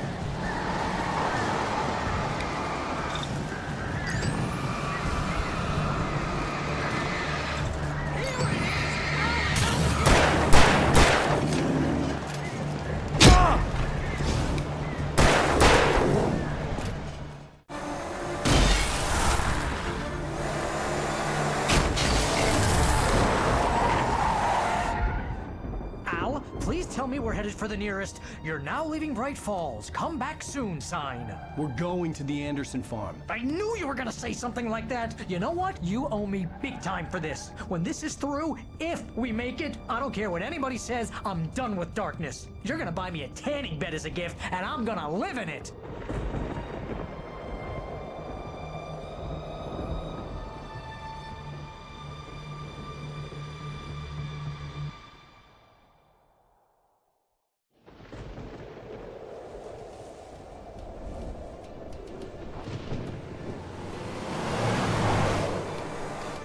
I'm crazy, but that's fine, Barry. Oh, you got that right, Al. You're barking mad. You are by far the craziest... But maybe that's inevitable when you deal with crazy stuff like this. It helps. This is happening, Barry. Alice, they never had Alice. She's trapped in the darkness at the bottom of the lake, but she's not dead. Al, how can you know that? I know, Barry. I can... Al, No, listen. I can bring her back. I can find her. There's something special about this place. The lake, it does something to the works of art created here. It makes them come true. But there's a catch. The dark presence, whatever that thing is, twists it to its own ends. That's why all of this is happening. It's using my manuscript to take over everything. Al, I believe you. It happened to Thomas Zane before, it happened to the Andersons. I believe you. Crazy or not, you're not delusional. Weird shit's going down. That's a fact. I'm on board, man. I'm with you. The Andersons knew about it, but they were too far gone to tell me with all the drugs they were on. But they wrote it down. There's a message somewhere at their farm, Barry. We just need to find it. Look out!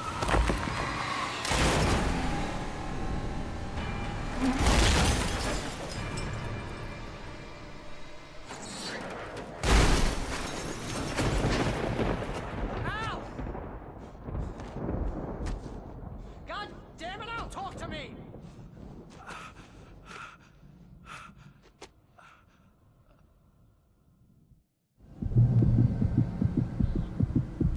I had lost my gun in the crash.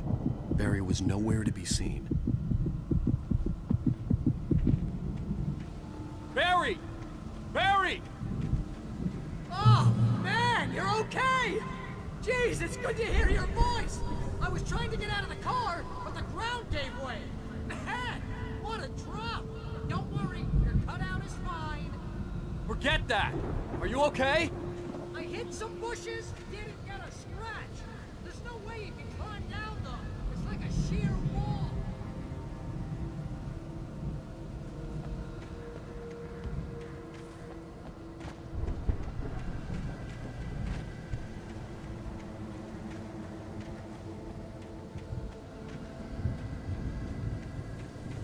Ah!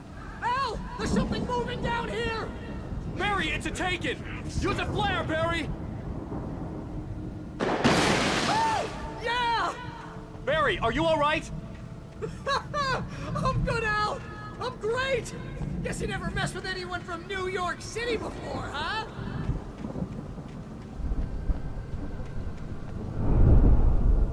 You're gonna have to find your way around to the farm, Al! I'll be waiting! Barry, just wait for me, okay? Al! I'm not staying here! It's suicide! I'm going to the farm! I'm gonna go ahead and secure the area! You can catch up! Don't worry about it! I'm on the case! Now he's Rambo. This would turn into a disaster if I didn't catch up with Barry.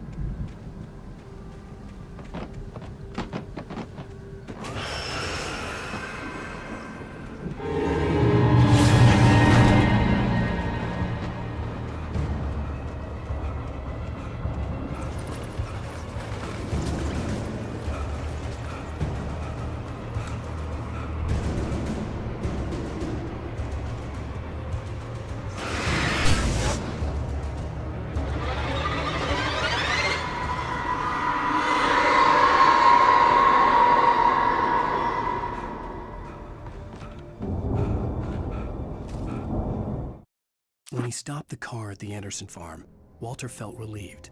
Oblivion was close at hand. The brothers wouldn't miss a jar of moonshine or two in the booby hatch. But then he saw the man on the porch, and he knew who it was.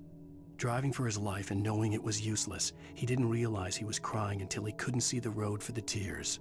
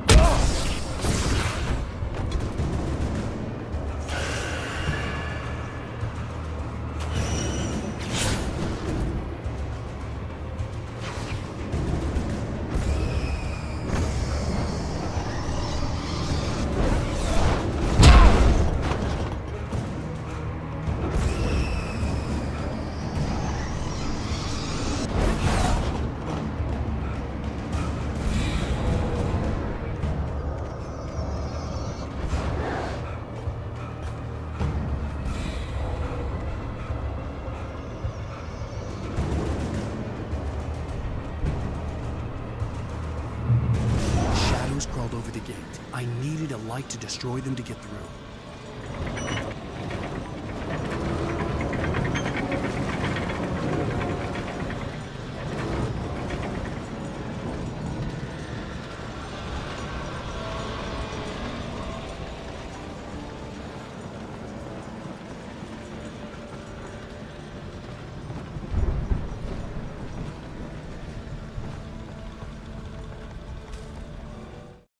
Agent Nightingale stared at the passed-out rider. The man was sleeping off one hell of a night. Nightingale felt a stab of envy at Wake's oblivion, but he had a job to do.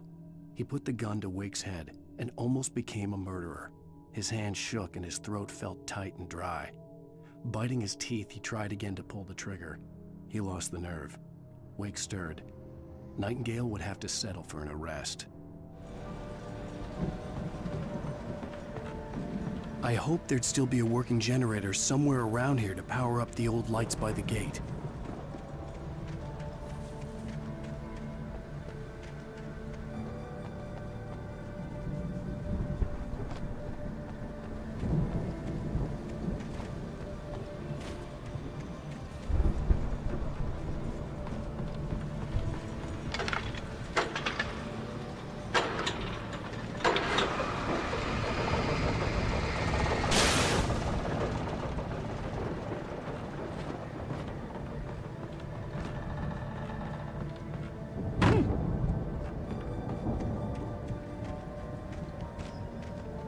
I could sense the movement in the woods ahead. Facing the enemy without a weapon was dangerous, but I had no choice.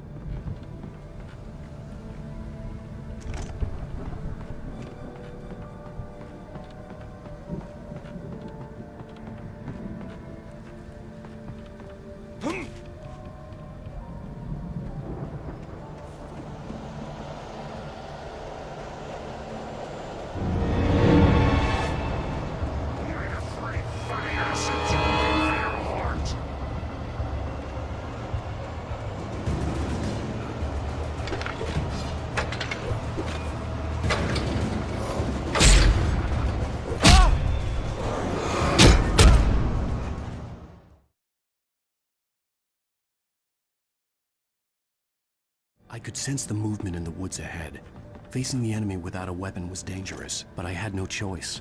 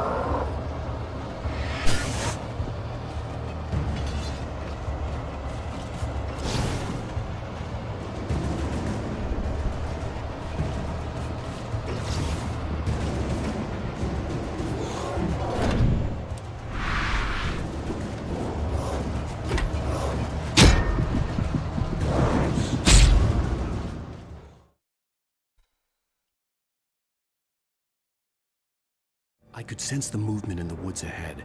Facing the enemy without a weapon was dangerous, but I had no choice.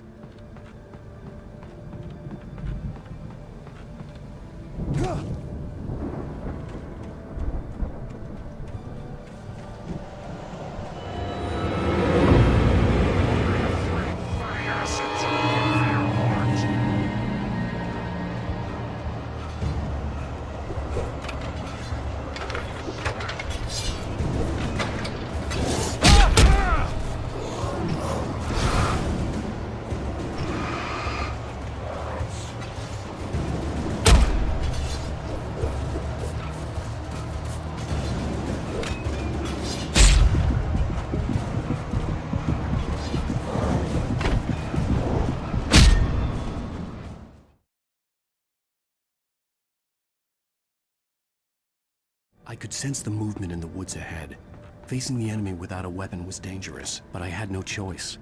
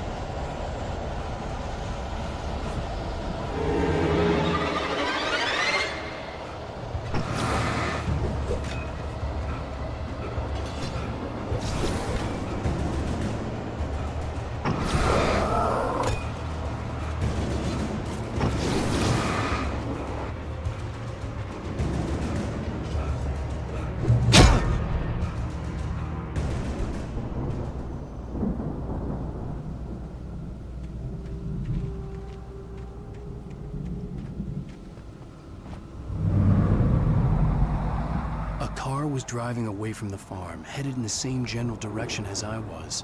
For all I knew, it was Barry, caught in the consequences of leaping before looking.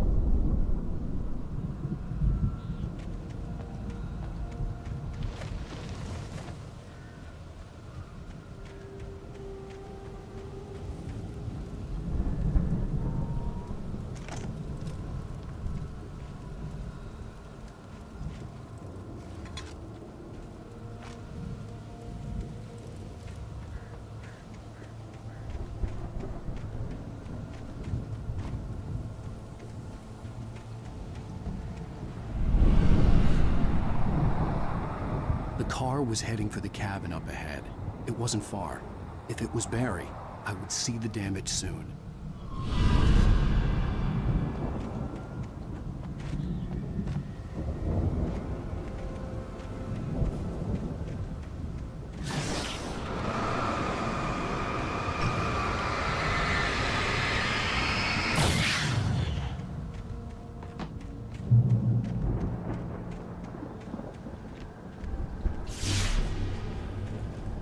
I'm trying to deliver each page to the right time and place.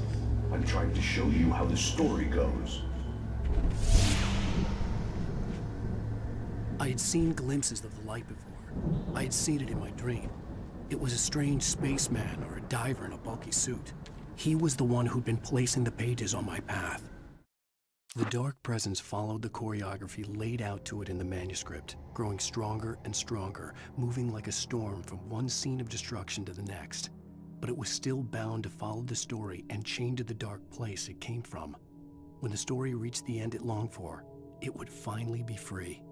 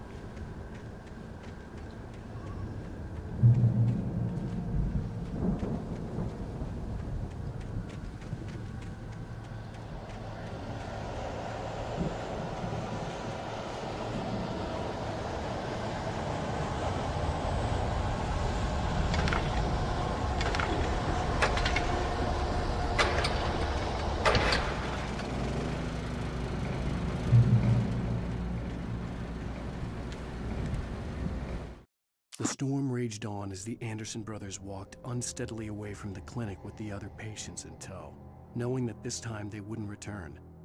The darkness around them seethed with horrors, but Tor and Odin were unafraid. Their eyes glinted with guile. They knew every secret path, and there was blood on their hands. They had fought these shades before.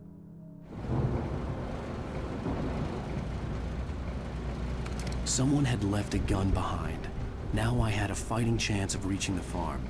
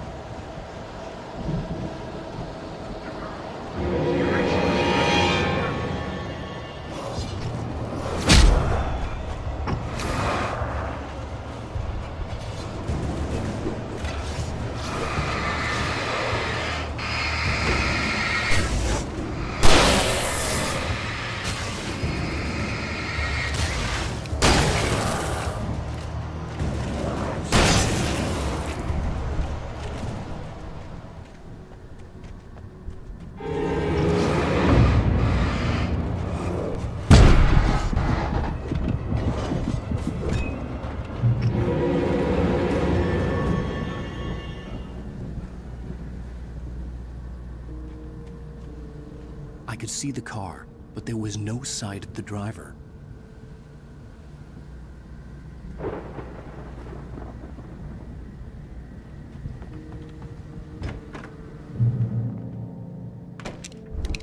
Hello? Anybody here? Barry! No! Danny, you're not! Please! The front door was locked. Please! No! Don't! I'm sorry!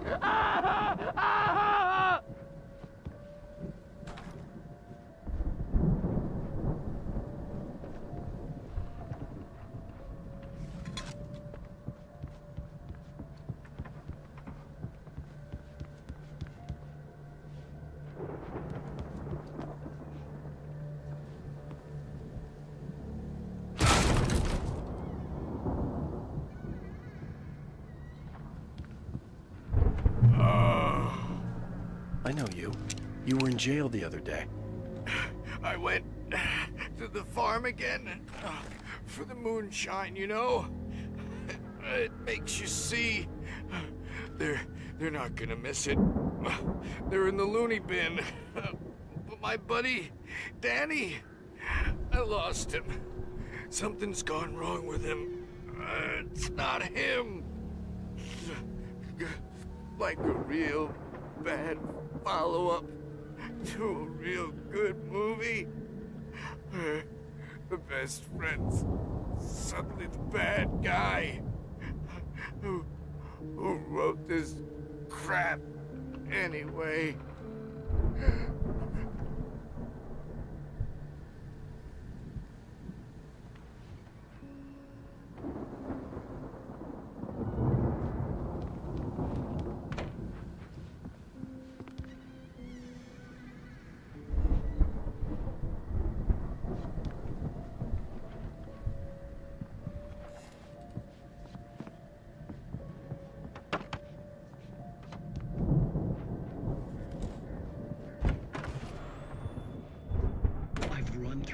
Possible course in my head.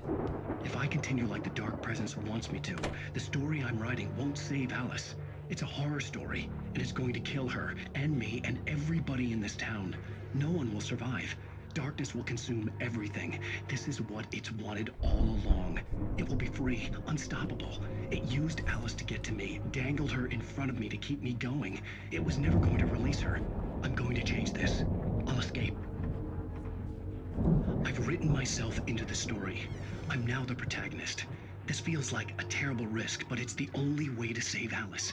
I'll be bound by the events of the story just as much as anyone else who's been woven into it. The story must stay true for this to work. There have to be victims along the way, near escapes, cliffhangers. In a horror story, it can't be certain that the hero will succeed or even survive. He almost has to die. I'll write my own escape into the story next. I need help.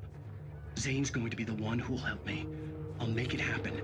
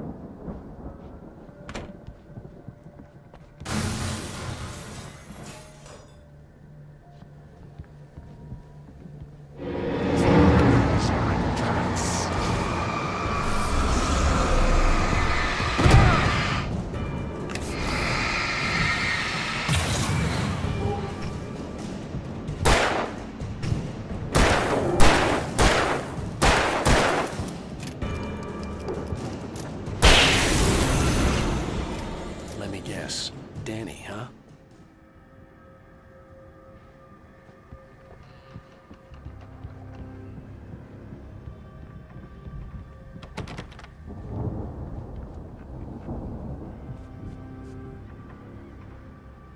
The farm was still a good distance away. I'd need a car to get there fast.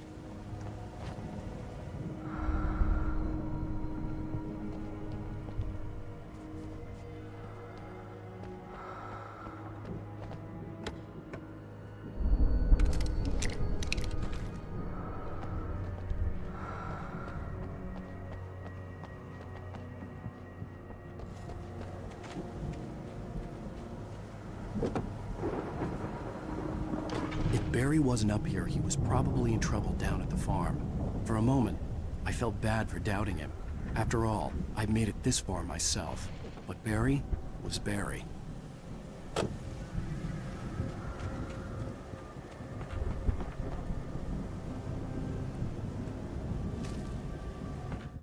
For a moment, Hartman considered strangling the idiot.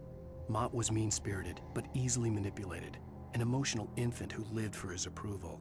Wake, by contrast, was a far more difficult subject. Mott had given him too much leash. In 2 days, who knew what could happen? Hartman would have to find a way to rein him in, and quickly.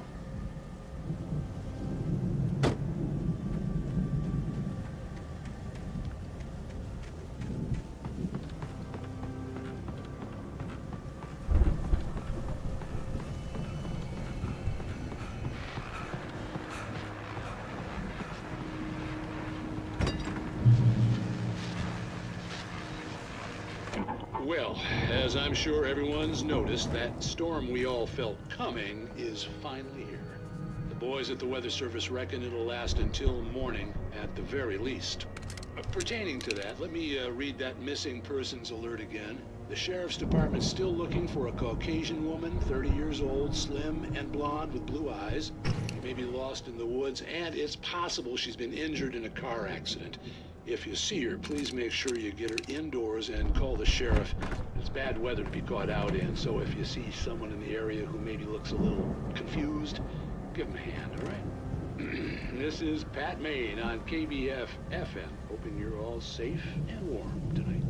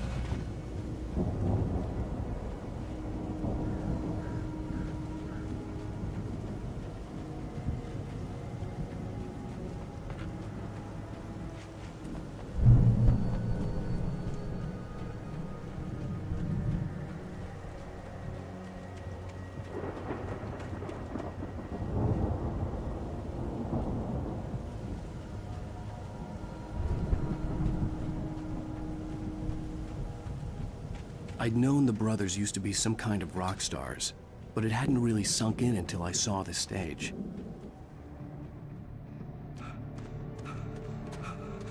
Ow! Run! Incoming! There's too many of them!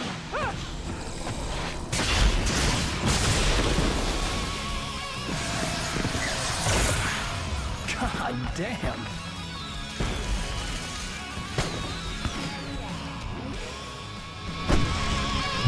I'm so glad you decided to go it alone, Mr. Bronson. Shut up and shoot! Ow! We have to fight them off! I can set off more of the fireworks from here and help you out! Hey, Al! You know there's a lot of ammo and stuff around? This place is stopped! Al, hold on! I'm trying to get the stage lights on!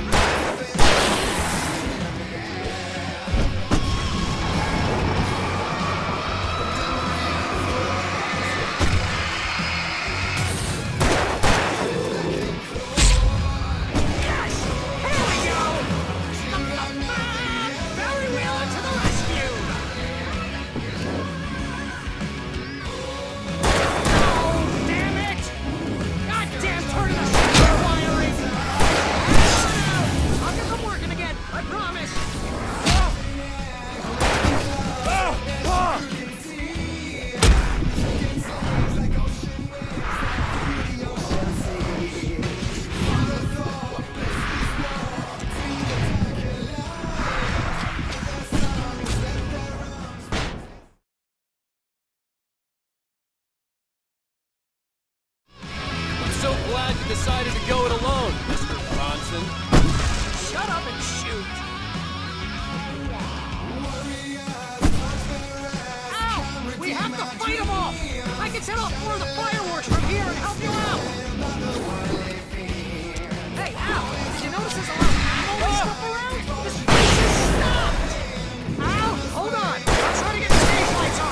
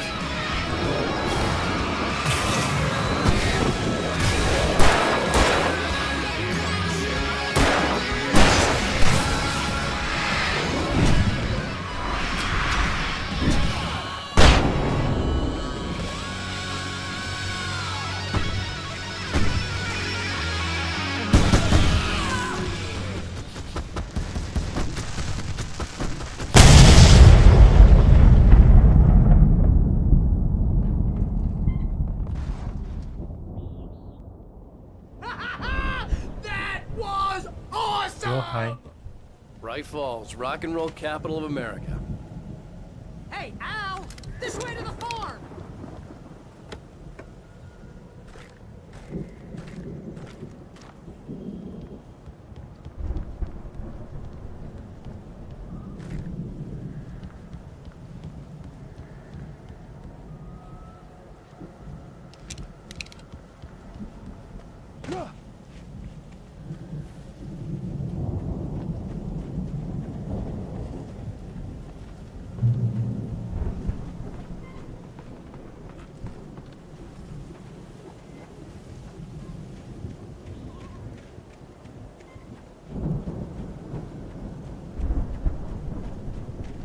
See, bestseller, no reason to worry. Your cutout's good as new, right where I left it. I'll come back for it once we have the place secured. Yeah, that's been my biggest worry all this time. We need to get this thing moved out of the way. This is as far as I got before they ambushed me.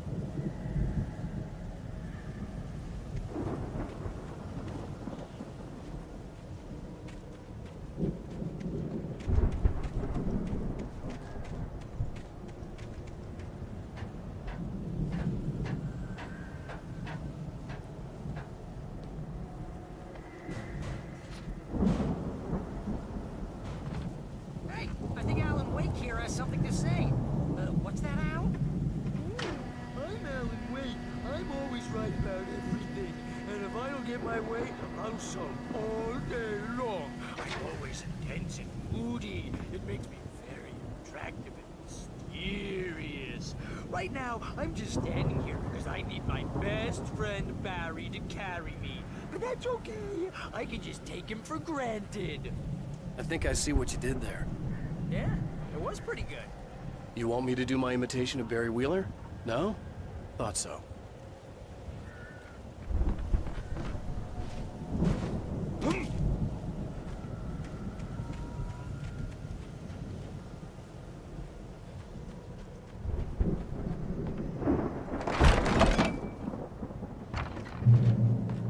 Wow! You look at that thing, Al! They really went all out with this Viking crap, didn't they?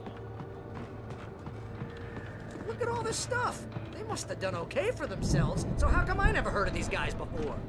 And this from the guy who learned about Ozzy Osbourne through reality TV? Sleep.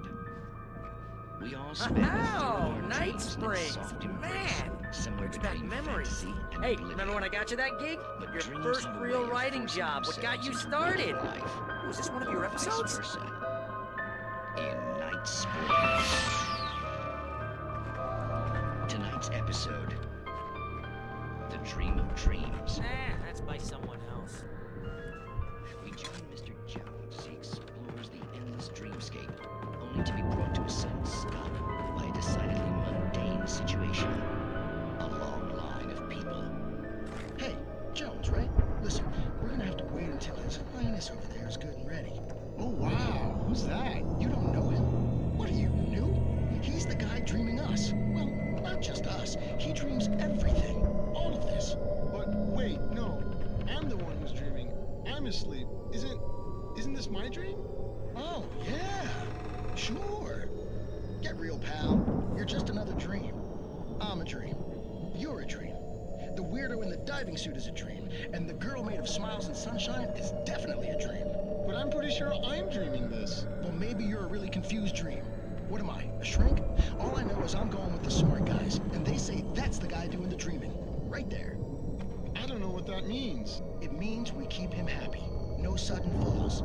We make sure he has his clothes on when he goes out in public.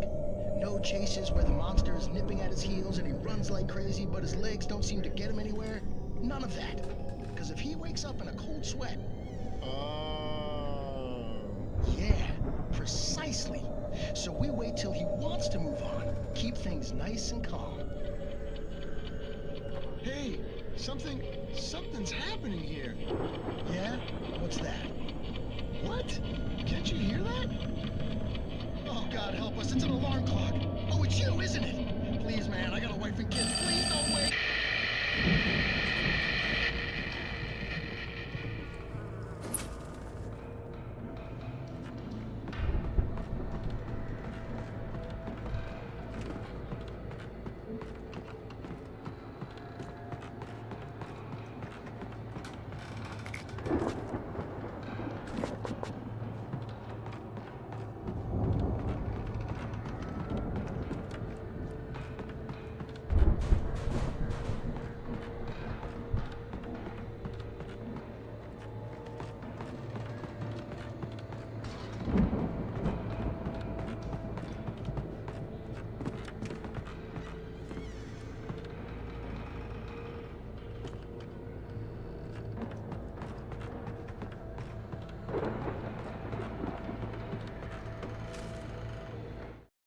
It's 1976. Madness reigns at the Anderson farm. Contrary to all logic, the headiest ingredient of their moonshine is unfiltered water from Cauldron Lake. The Andersons feel like gods. Odin can't stop laughing. He contemplates cutting his eye out. Tor runs across the field, naked, shrieking, hammer in his hand, trying to catch lightning. Their songs have power. Something ancient is stirring in the depths, coming back.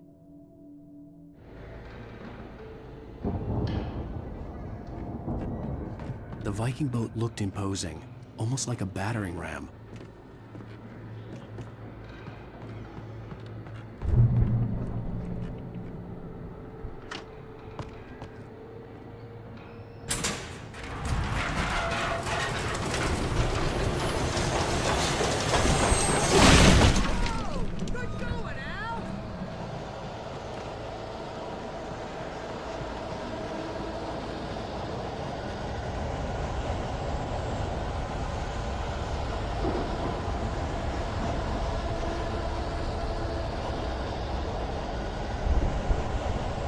对啊，我可以拍得这么紧密哦。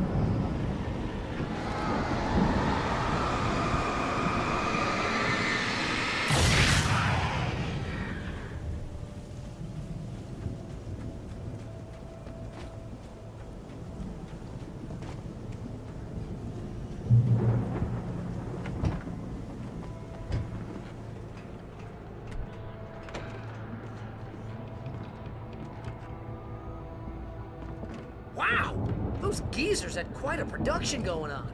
Ooh, you know what, Al? If we make it through this alive, I'm gonna start representing them. Yep, sell this stuff online, maybe get a reality show going, release a new single. Good luck with that, pal. Hey, you find us a way out here, okay? I'm gonna take a closer look at this stuff.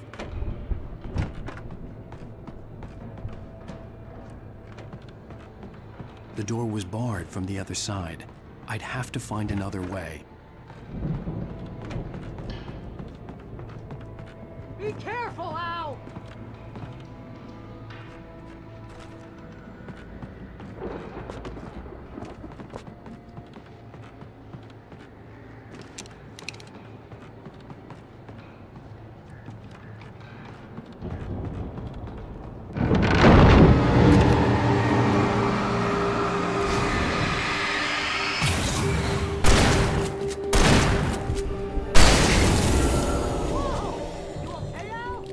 I'm good. Keep your eyes open, okay?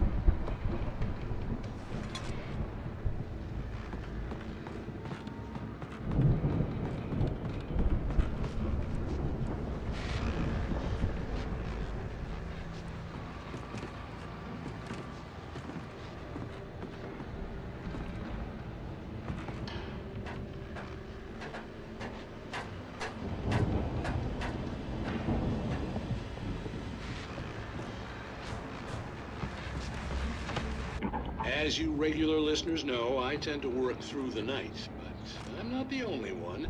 Deputies Mulligan and Thornton are taking a couple of moments off their busy schedule to join me here in the studio. Boys, how busy are you now? Deerfest is almost here, isn't it? I bet that keeps you in business. Pretty busy, yeah. Actually, Pat, we've been real busy with other stuff, which concerns an ongoing investigation. We can't talk about that, Thornton. I wasn't gonna say anything. I was just saying we got, other irons to fry. And how would you compare your workload to last year's?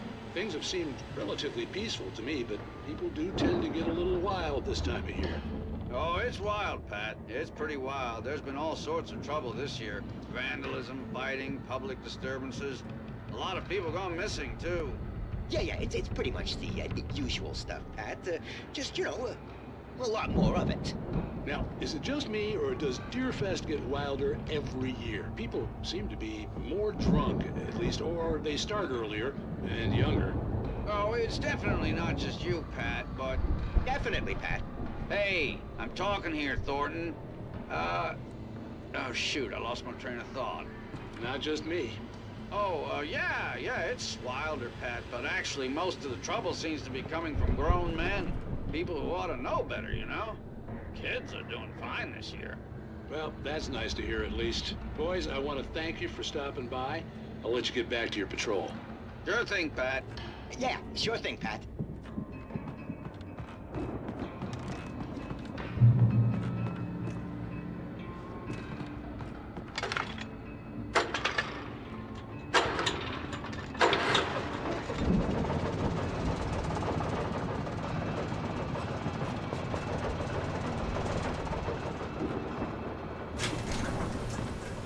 I could see the building that had to be the Andersons' home on the other side of the field. It wasn't far now. I wasn't worried about trusting the ramblings of two burned-out geriatric wrecks. They had the goods.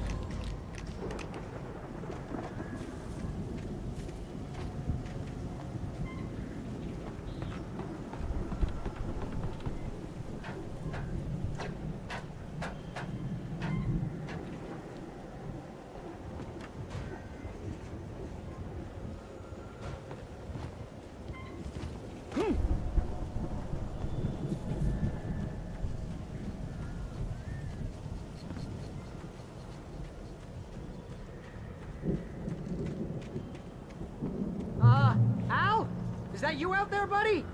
Yeah, it's me. Hang on. I had to find a key to get Barry out. I'll try to find a key to get the door open.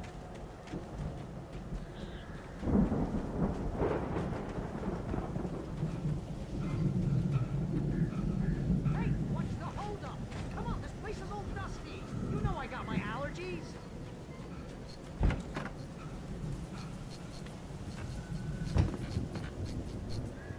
Come on, Al, open the door already. Seriously, I don't like it in here.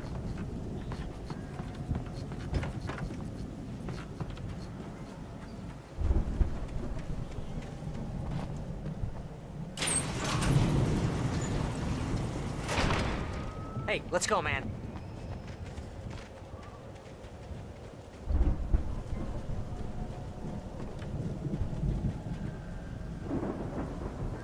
I think we're gonna have to work together to open this gate, Al. Looks pretty heavy. Ah! Hey, I think that's the farm on the other side of the field. We're almost there. This farm is a crazy place for crazy people. We should feel right at home then.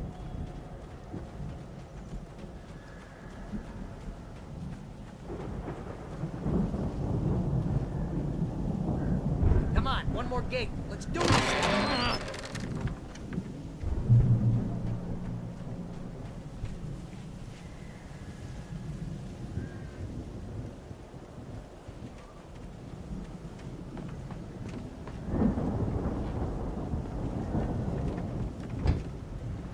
The lights are out. Guess we better check the fuse box.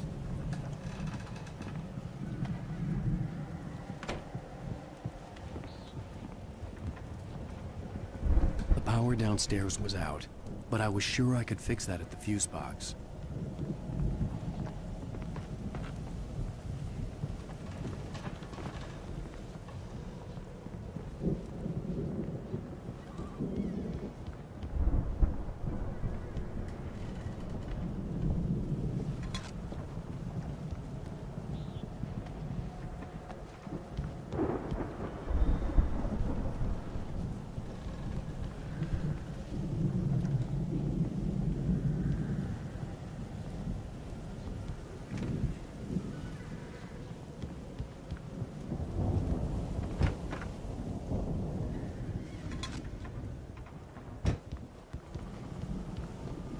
You know, this place looks kind of lived in. I thought the Andersons were in the booby hatch. Again, Alice's screams rang in the stillness of the night. I saw myself run toward the cabin, flashlight in my hand. I followed my past self. I was an out-of-body observer, a time traveler in a crazy drunken dream. This was the beginning. The night Alice had disappeared. The mystery of what had happened during the missing week was about to reveal itself. Come on, Al, let's get the lights on, huh?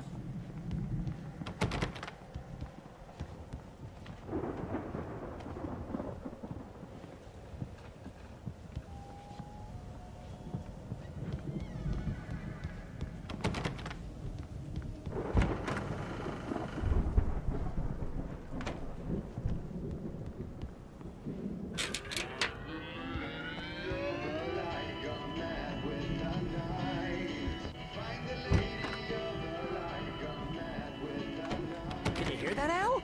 Music? Of course. We need to find where it's coming from. That's the message the Andersons talked about.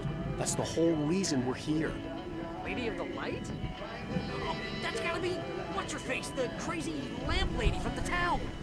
Cynthia Weaver. Right. Must be.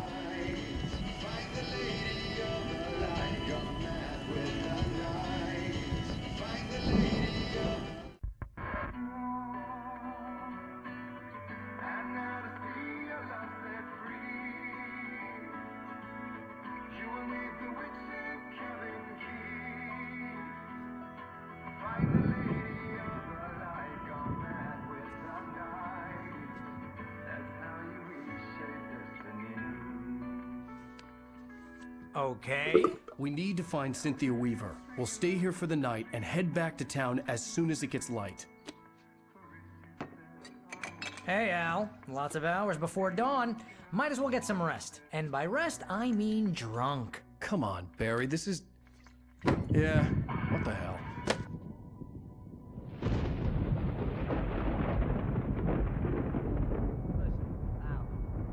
I'm sorry about Alice. No, seriously, because I know we don't get along, but we're gonna find her, right? And even though you're a crazy bastard, I'm gonna stick by you, no matter what, ever, Al. Sure, like a brother. I'm a writer, goddammit. Correct. If I just wanted to, I could write 10 books a year.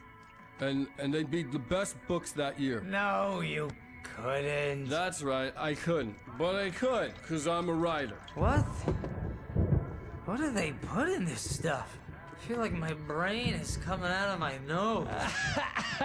I'm gonna get the recipe off those coots and be a booze millionaire. I just miss her, Barry. I just want her here with me. I know, Al. I know. It's gonna be okay. We're gonna make it okay.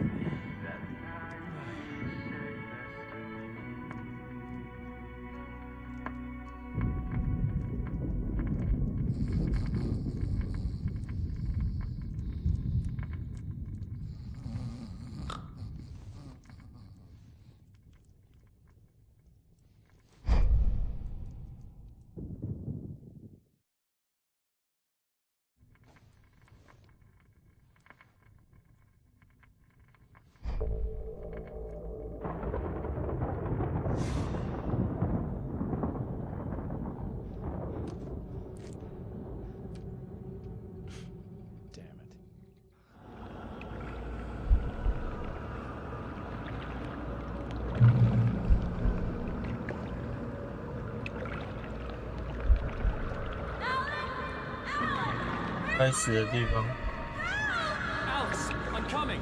It's all right. I'm coming. It was a crazy, drunken dream, and yet it was more than that. It was the truth, a suppressed memory unearthed by the Andersons' moonshine. I was there, an out-of-body observer. This was the night Alice and I had arrived at Bright Falls, the night Alice had disappeared. I had a chance to find out what had happened. I remembered being surprised to see the cabin dark. Alice would have never turned the lights off.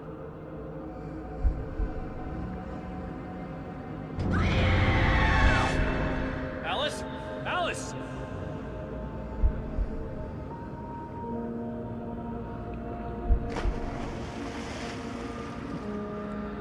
I remembered thinking I caught a glimpse of her form underwater, sinking into the darkness.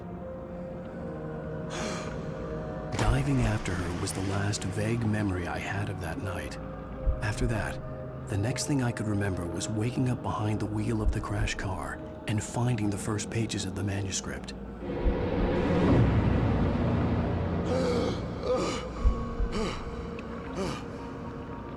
I couldn't find her in all that blackness. I must have thought she drowned.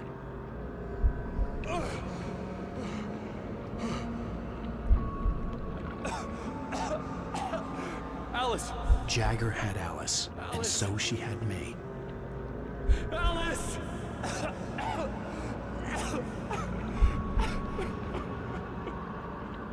I'd been easy prey. Look at the cabin. Is there someone in the window? Alice?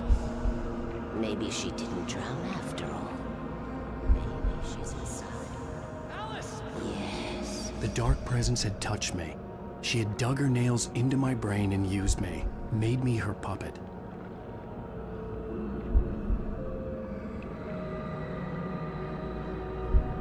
She must be here somewhere.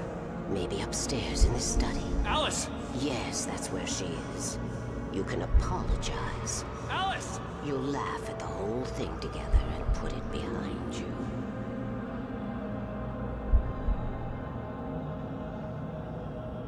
Alice? She's not here. You were foolish to think so. No, she's dead. She drowned. No, no, no! It's your fault your wife is dead. You are guilty. All she wanted was to help you right. You killed her. Oh, hush. There's still hope. Cauldron Lake is a special place. Here, you have the power to change things.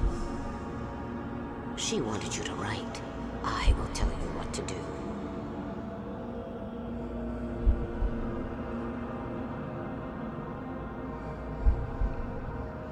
You can write her back.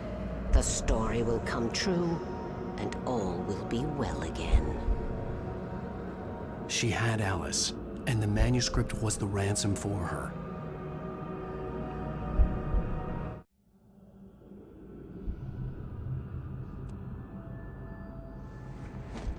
Yes. All right. I'll fix it. I'll bring her back.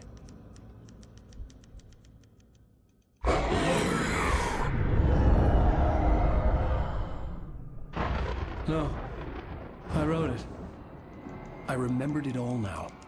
In the dark, I'd written for days, a week, almost a complete manuscript of a novel entitled Departure. Jagger had been my editor, whispering in my ear, making sure that the unfolding story would make her more and more powerful. I thought I was saving Alice. Even with the cobwebs she put in my head, some part of me had been aware enough to write my escape into the story, to bring a light into the cabin to release me before I could finish, to interrupt the horror story before the ending, where darkness consumed everything and everyone. Zane was weak and far away, but I had written him into the story, and his light had been enough to set me free. It isn't here now. I'm here because it was written. I brought the light to set you free. You must hurry. We'll know I'm here. It will be back soon. It stole the skin of my Barbara a long time ago. She looks so old.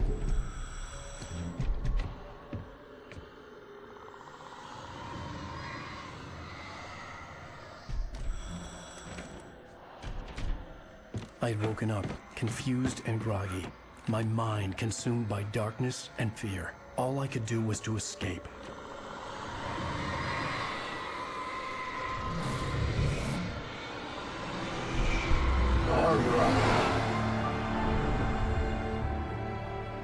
The week spent in the cabin had taken its toll. I was barely conscious, and fading fast. It had to have cost Zane terribly, thrown him even deeper into whatever dark place he now haunted. But he had managed to weaken the dark presence, kept me safe that night.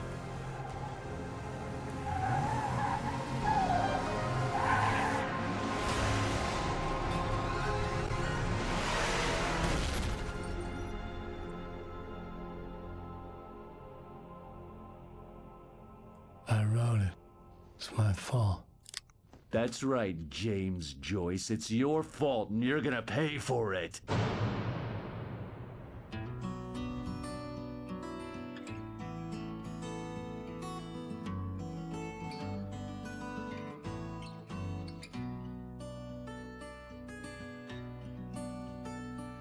There's an old town road with mystery of Tom the poet and his muse, and a magic lake which gave a light to the words the poet used.